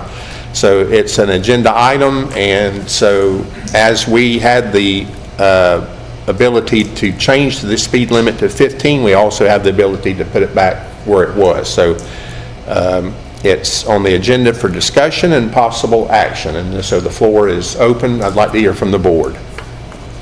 It was 30, correct? We lowered it from 30 to 15? Yes. Autistic child lived there. I don't see why we could not move it back. I mean, we don't have that. Even kick it up to 40, have a good time. Oh, no, no. Time is a trip. No, just keep it. I think I don't have that, time for I don't think we ever had any problem when it was No. 30 there. So I make a motion to move it back to 30. okay, we have a motion on the floor by our Vice Mayor Robert F. Greenland to move the speed limit back to the existing speed limit of 30. Is there a second? Second. Second by Councilwoman Lenny Richardson. Ready for the question? All those in favor say aye. Aye. All opposed? So carried. Okay, item K. Put on there auditorium discussion and action. We've had here since we moved into the new building. It's new to us. It's beautiful. Oh, and by the way, the lights are beautiful and the new lighting. I think they have ordered to try to get the LED maybe upgrade for the existing dome lights that are here. But what I wanted to discuss was when I came in one day last week, I noticed that the capacity for this auditorium was changed from approximately 245 cut down to 145.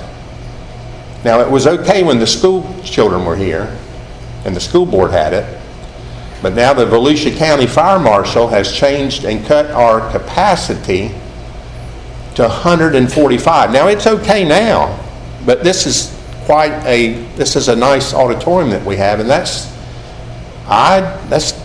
not right to cut your capacity down to 145. I remember when we had the service here for Herbert Bennett that had passed. This auditorium was packed. We couldn't have an event like that because of what happened. So I wanted to put it on the agenda, and I would like for Christian to meet with the fire marshal and to try to see what can be done. That is a financial hit to reduce the seating to 145 people in this auditorium, and I don't understand it. It was good for the school children. I mean, or do we have plans, or what are we gonna start renting it out? I mean, what are we gonna do? No, but the point is, when we did have an event that called for, sometimes, and I've been on the board for a couple of years, when you have something that people are interested in, a lot of people show up. Oh, yeah, And just like we had the event for when we had Herbert's service here, this auditorium was packed. We couldn't do that now. So and of course I can't discuss, we're under the sunshine law, so I put it down as an agenda item, and I would ask that I wanted to get some input, and then I'd like for our attorney to work with the fire marshal to see if we can't get this resolved, because that is, it's not right. All I ask is to include a bond in writing, because all the work they've done with this fire marshal up here, helping us out and pulling, I don't want to push too many buttons and piss too many people off, because he's done us some favors. Well, he's done some. And I guess from what I was told is he came in here and counted every one of these seats. And that's how he got the number of capacity by the seat wise. I've had some preliminary discussions with the fire marshal trying to understand how he came to the number he did. And one thing he mentioned was that he said there was no evidence of what the prior capacity was for the school, is what he said. Like, he couldn't find a sign, there was no sign. There was a sign posted right on the where you walk in there to the left. There was no signs here when he came through here. We've not seen the signs. Well, it was taken down because there was a sign there that said, I believe it was 245. So it was taken down. Somebody took it down. Well, I do know he's talking to the school board. He's talking to the Correct. school board. He requested the things and a life safety plan and all He requested that. the life safety So plan. we'll come to a conclusion with that. That's right. So he requested the life safety plan to find out what the school board records were. Okay. I heard from the school board today, they told me they could not find a life safety plan for this building. That's reassuring. They told me they could not find a life safety plan, and they do not have blueprints except for the 1983 renovation that they did in this building. I can find it. Well, we need it. We for the hope fire so, marshal. because the fire marshal wants it, and I'll find it. we have been knocked down at every door we've tried to open to get it. I got you. That's quite a difference of 100 people though. If he's saying 145 and you're saying the school said 245, that's a big difference for occupancy. Yes, and it was a posted sign. There was, when we moved in here, it was posted right there where the sheriff's department deputy is. It was on that wall there. Yes. So I would like for Christian to look into this to try to get this resolved, because I don't think we should be cutting our capacity. There's 117 seats on each side. And he included all the ones up here and Yeah. ours as well. The way he calculated There are that, 34 seats in this auditorium. he counted all the seats. He counted all the seats and included all the council people and all of us, and that's how he came up with the 145 number. So I don't know where they used to put 100 people besides what's in here already. Yeah, good. Yeah, there's 100 and, there's a, what I say? 230, 237. 237. 237 seats in here.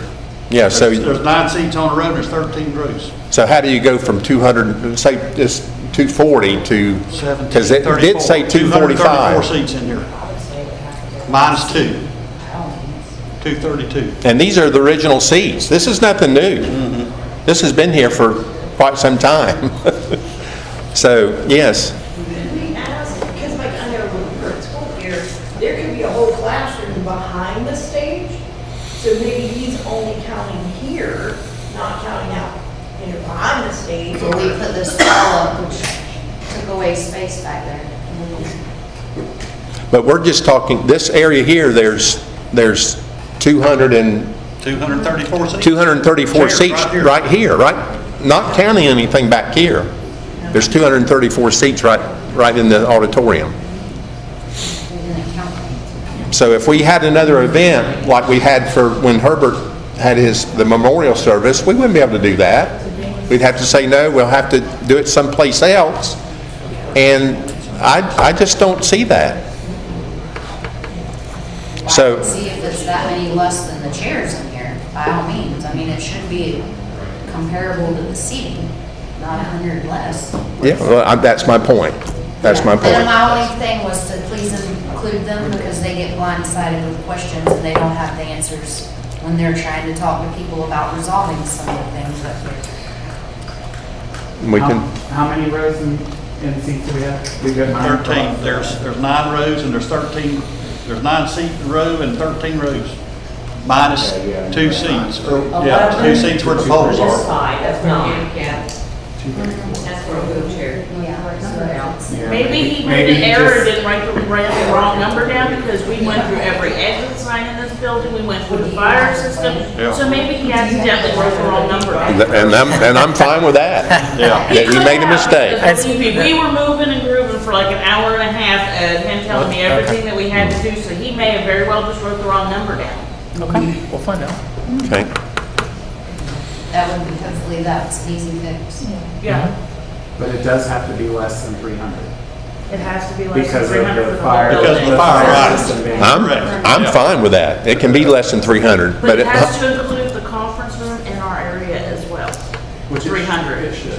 Yeah. 245 plus. Because over 300, then we have to activate the fire system. Right. Yeah. And monitor it, and it would be very expensive. well, the plaque that was on there in the rear of the building, it was 245. There was a plaque on there. It was taken down.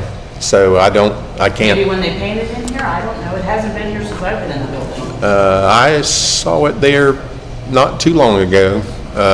And the only- I it have was to on, say, I thought I remembered seeing it too, and I actually thought to myself, wow, that seems like a high number. yeah, it was right there on the, had nothing to do with painting. It was there on that wood where the paneling is. It was right there. Yeah, right Yes.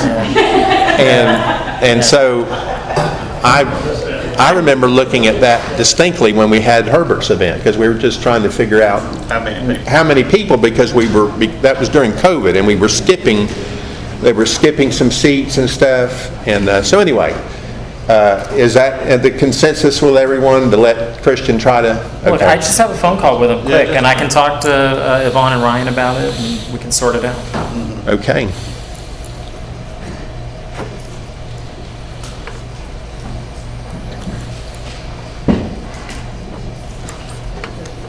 I might come back to updates by Bear, but I'm going to move on. Updates by town projects from town attorney. I don't think I have any. Nothing, okay. Updates by our town planner. Okay, well, I was here on April 4th, and I met with 3 of the 4 people who scheduled to meet with me on that day. I'll be back on the 18th of April, 9 o'clock, to meet with schedule it. Now, I know people already have been scheduled for You're that. booked out till May. So with the fee, how would that work? Because we've already have people on the calendar that book prior to this decision. The policy was for prior to scheduling. So the way I see it is it applies to anything you haven't scheduled yet. Okay, just making sure. All right, well, that answered my question about that. I have a couple different items that are working their way through the process that people have just not gotten all their information in. But we have another annexation and comp amendment rezoning that somebody's working their way through the process. We also have application for a final subdivision plat for Mr. Velasquez's property that will be coming to the planning commission. I don't have anything else to report. Thank you for that. Thank you, Mark. Okay, going back to updates by mayor, and you correct me if I'm out of order, but you were not at our last board meeting, and it was an agenda item. We had the board wanted to move forward in regards to getting seeing what we could do with the road on there at Hagstrom. We need to resurface, but before we can do that, we have got a water issue. It's really bad. So I met with Eford Surveying this morning. I was out there for probably an hour and a half, and took the length of the canal that I believe Lenny's father built, I don't know, many years ago, and that canal drains the water from that area, and it goes to the lake. What's the name of the lake? Shar. The Shar Lake Shar. Cane Lake. Okay. So I've asked them to get a estimate or price of what the cost of a survey, because as I discussed at the prior meeting, I said, if we make this capital improvement to get the water out of that area to correct the problem that we have, I don't want us to make a capital improvement and then not be able to maintain it and to take care of that area, because there's a problem there with the water. So, and I did discuss this with Christian. So the first step is to get a survey, and so when Eford gets back a cost, then I'll bring that back to the board for your consideration. We'll need a survey.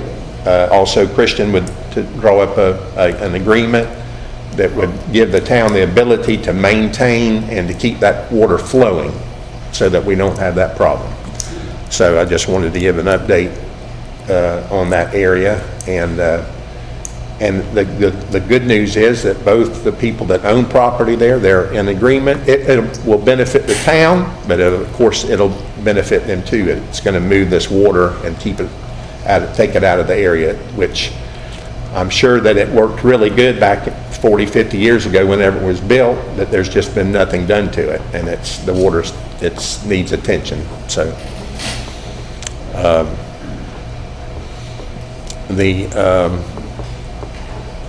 so that's all I have at this time. I just wanted to bring that because that was fresh on my mind. I had that meeting this morning with the surveyors.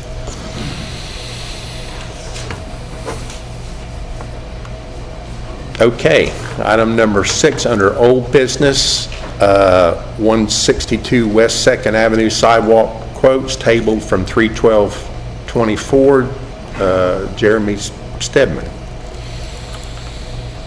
And I think Lenny was... Yes, I got an apology from Billy Schmidt yesterday, that he has just not had time to go look at it. You want to table it? Okay. Move to table. Motion on the floor by Lenny Richardson to table item 6A. to our next regular meeting. Is there a second? Seconded by Sergio Cardenas. Ready for the question? All those in favor say aye. Aye. All opposed?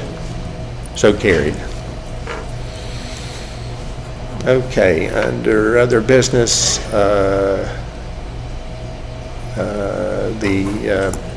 at this time I go around the table. Anything else you'd like to bring up? No, although, Mark, I wanted to talk to you about comp plan stuff after the meeting, if I could. Okay. Our Vice Mayor, Robert F. Greenland. I just have a question for Chris,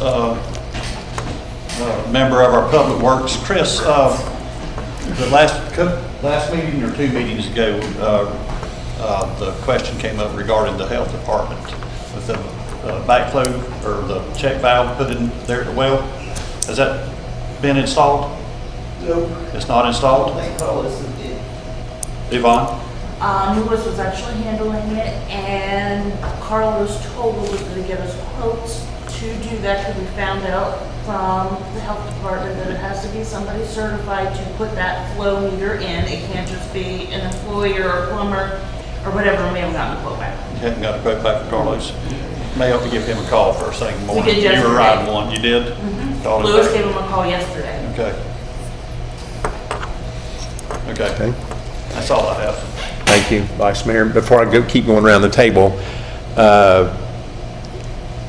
Ryan, have you heard anything from DOT in regards to the hole on 17 and the culvert that's caving in on? I spoke to somebody today. It's no longer handled by DOT. It's actually contracted out to a company called, give me just a second.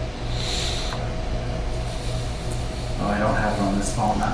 It's contracted out, but I got his email address today from Jim Reed at DOT, and he basically just told me to send them some pictures. They would come out and evaluate it. If it was their responsibility, they'd let us know what they could do. If it's not, they'll tell us. Chris took some pictures of it and emailed them to me this afternoon, and I forwarded them to the gentleman that emailed me, but that was at like 4 o'clock, and I haven't heard anything back yet, so maybe tomorrow. Thank you for all your efforts in doing that. I had asked Ryan to email and call them, which he's done, and looks like we're making progress in that. We had talked about this. We've contacted them over the last year. Nothing has happened. And I said, well, I bet you Ryan can get them on something done. So. DOT's not really sure when you call them and ask them. I talked to 4 people before they found out who maintained roads up here, so. Okay, thank you. I also would like to commend Ryan or Yvonne, the situation there in front of the high school, where the road was sinking in after the patch job. It's been fixed. And It was a nightmare. They could have done it the week before, but they decided to do it the week they came back to school. grade. Right. And did it right as they were closing the high school down. They had the road closed. Yeah, that I had my phone was ringing off the hook that day by some parents that were in the I'm lines. sure. Yeah, you're right. They could have done it the week before. Right. But it is There's done. school. It has been fixed. Yeah, it does look way better. Yes. And rides much Yes. better I when talked you go over. to the Halifax that was preparing that day. I love it.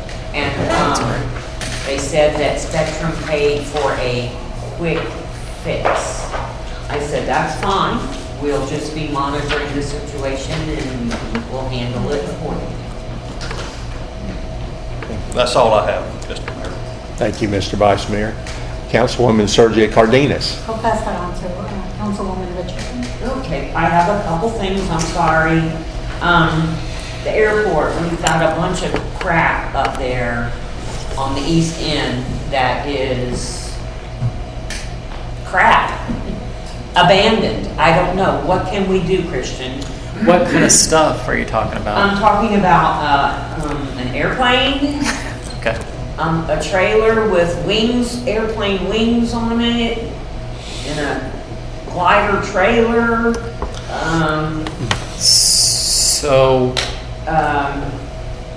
And the one aircraft is not secured, which, I mean, does it look like it can be used?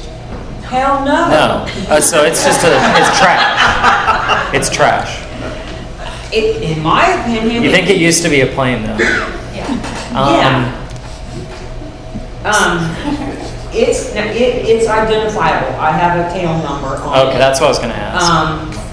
And on one of the gliders, I have a tail number. Okay. But the other stuff is just there. Is that where, the person that, is that where he deposed of everything that wasn't useful?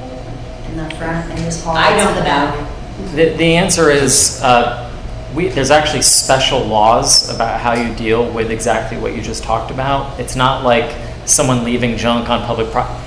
We have to give notice, and if we don't get, a response back within a certain amount of time, then we have to arrange for it to be moved, but I can handle it, if you want. Okay, I'll get with you and give you that'd be the great. information that Okay. I have. Yeah.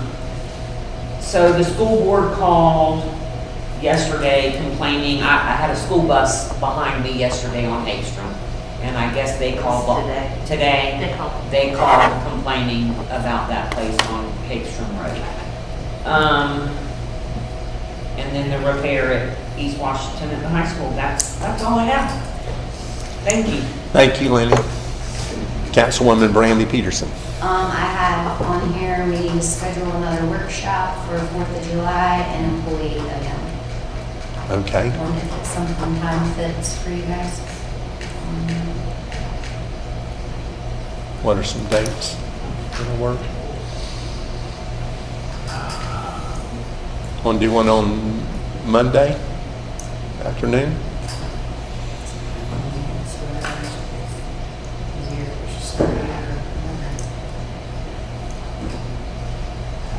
Not available Monday to Tuesdays.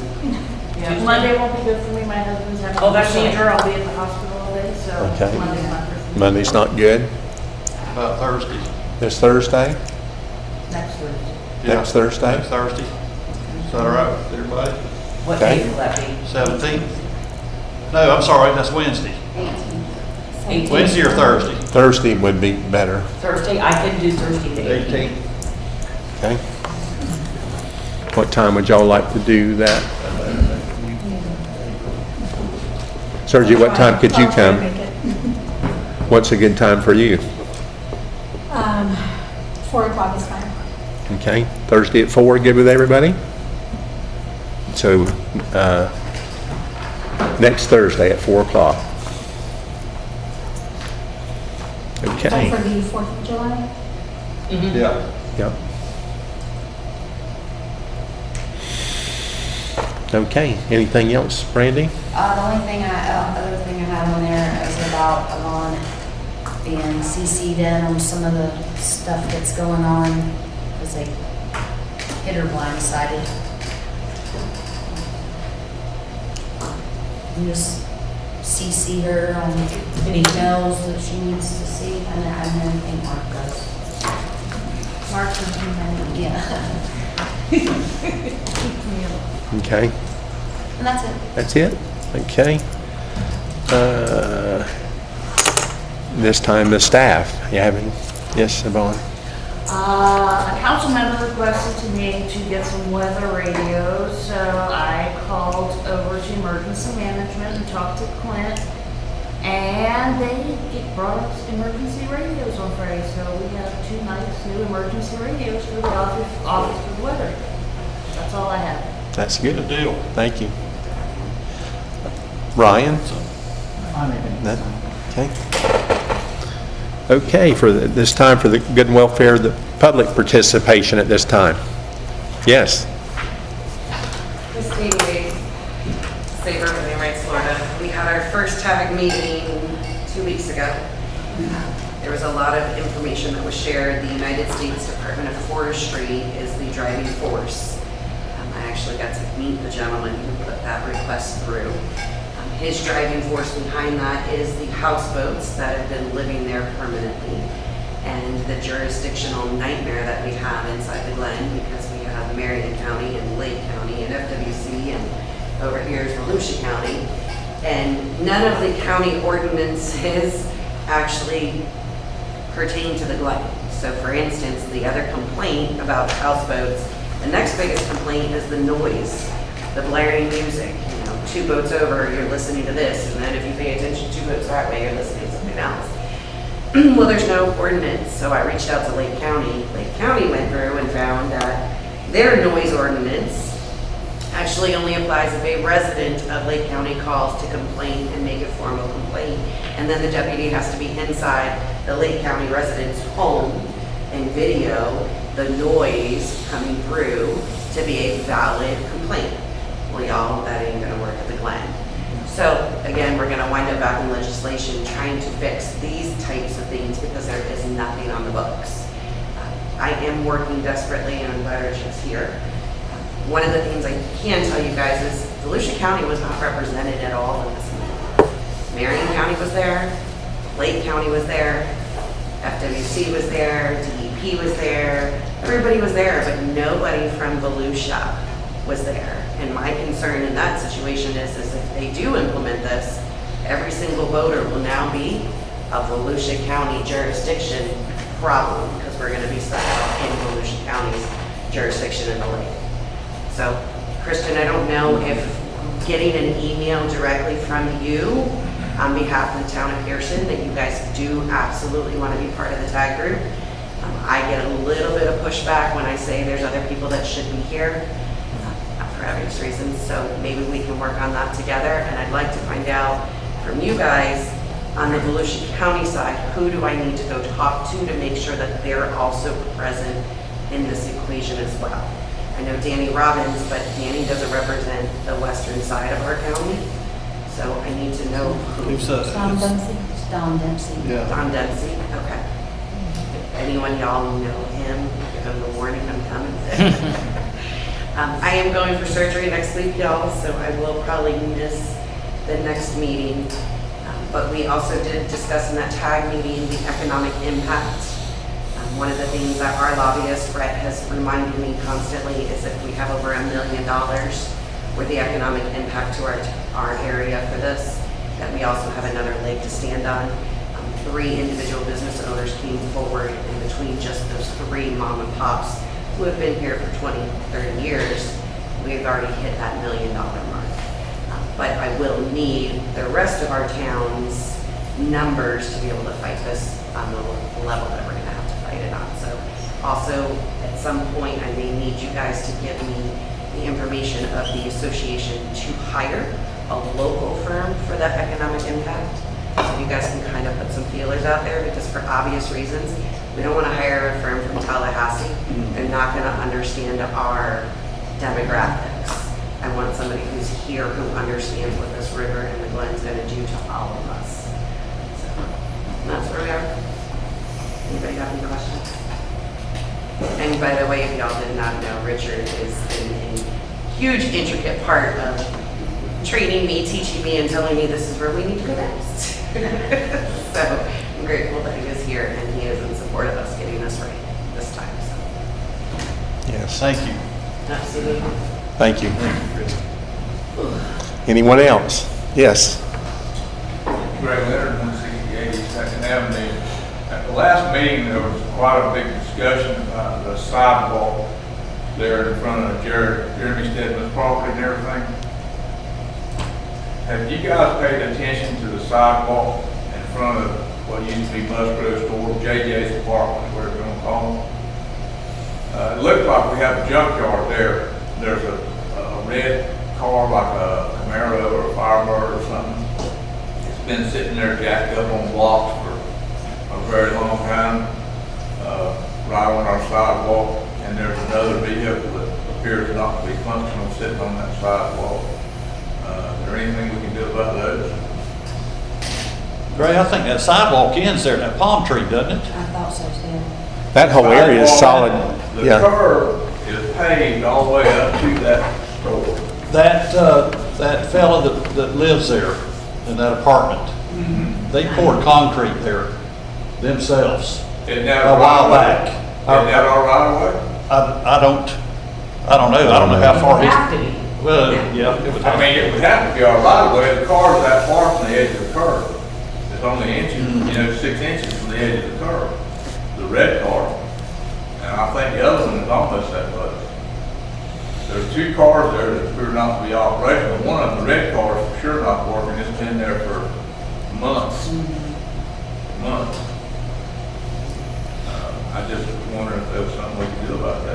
I can't remember I cannot remember prior to that, whoever concreted it, how far that concrete came out from that building. I can't remember. That sidewalk. But I believe that sidewalk does end there at palm trees. I don't think it goes that far. Well, it's a little piece of the sidewalk out there in front of where the old Johnson School used to be. Yeah. But my point is, if Jeremy Stedman's sidewalk is on the right of way, and that little piece of sidewalk's on the right of way, then it would be common sense to believe, from my part anyhow, that where those cars are parked 6 inches off of the curb, they've pretty much got to be on the right of way. Because that sidewalk is further away from the curb by far than the car. It is. It is. So, I mean, if we're gonna not want people parking on the sidewalk there at Jeremy's place, what about these people that are using the right of way to store vehicles on that aren't operational? Well, we haven't really enforced the action that was taken a few weeks ago, because they're still parking on Jeremy's sidewalk, and it's kind of, one day they're parking there, one day they're not.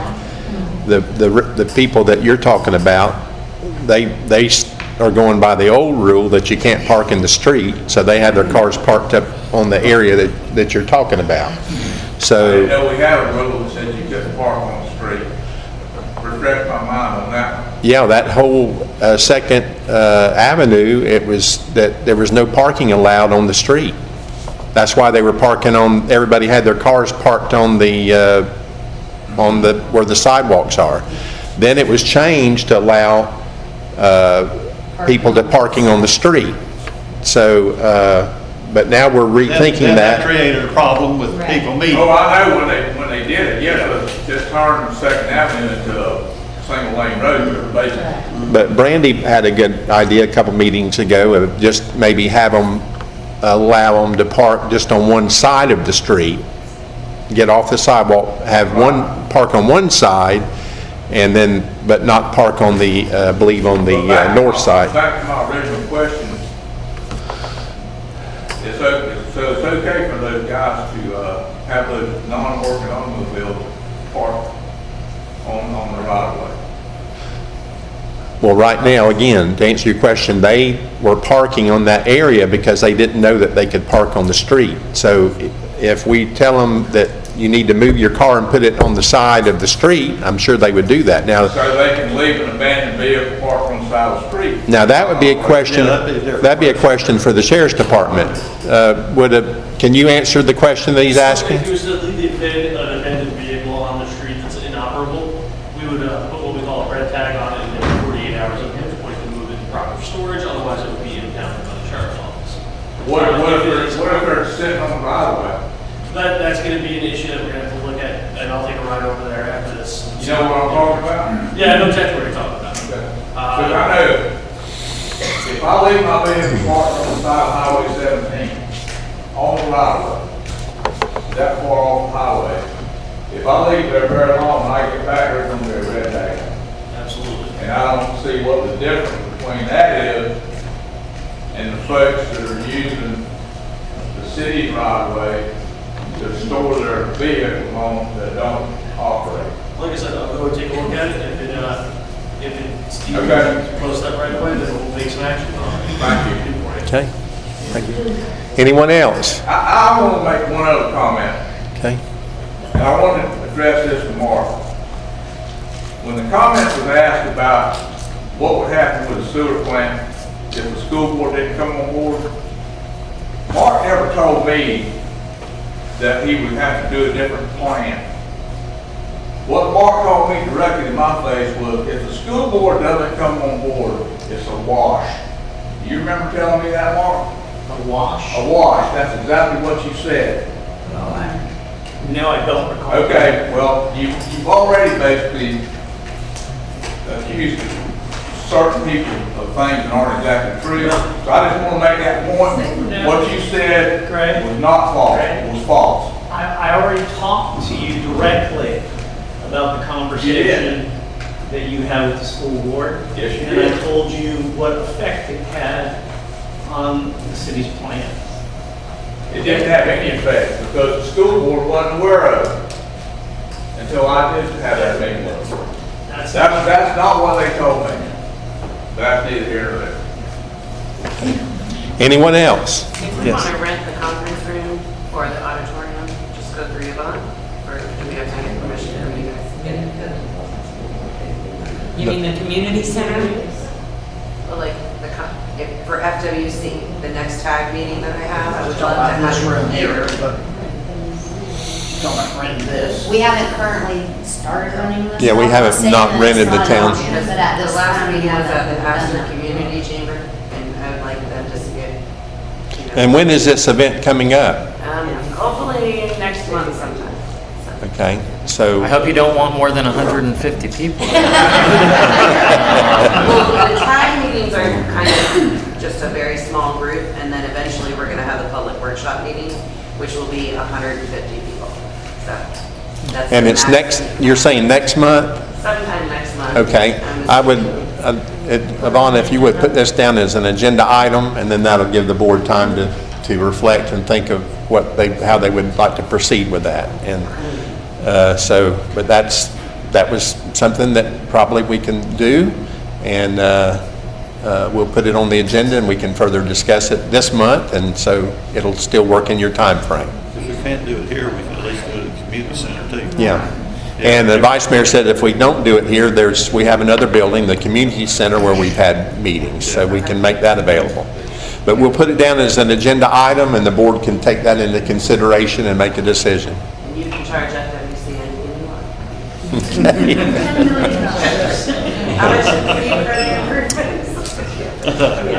Thank you. Anyone else? Yes. Still hearing if I say North Pine Street, turn that air down, we're freezing out here. Well, he cut it down earlier than my feet. When I'm freezing, because I'm the one that gets hot. well, we're going to fix it to turn it off. Is there anyone else? Anyone else? Being no further business, this meeting is adjourned. It's freezing out here. I was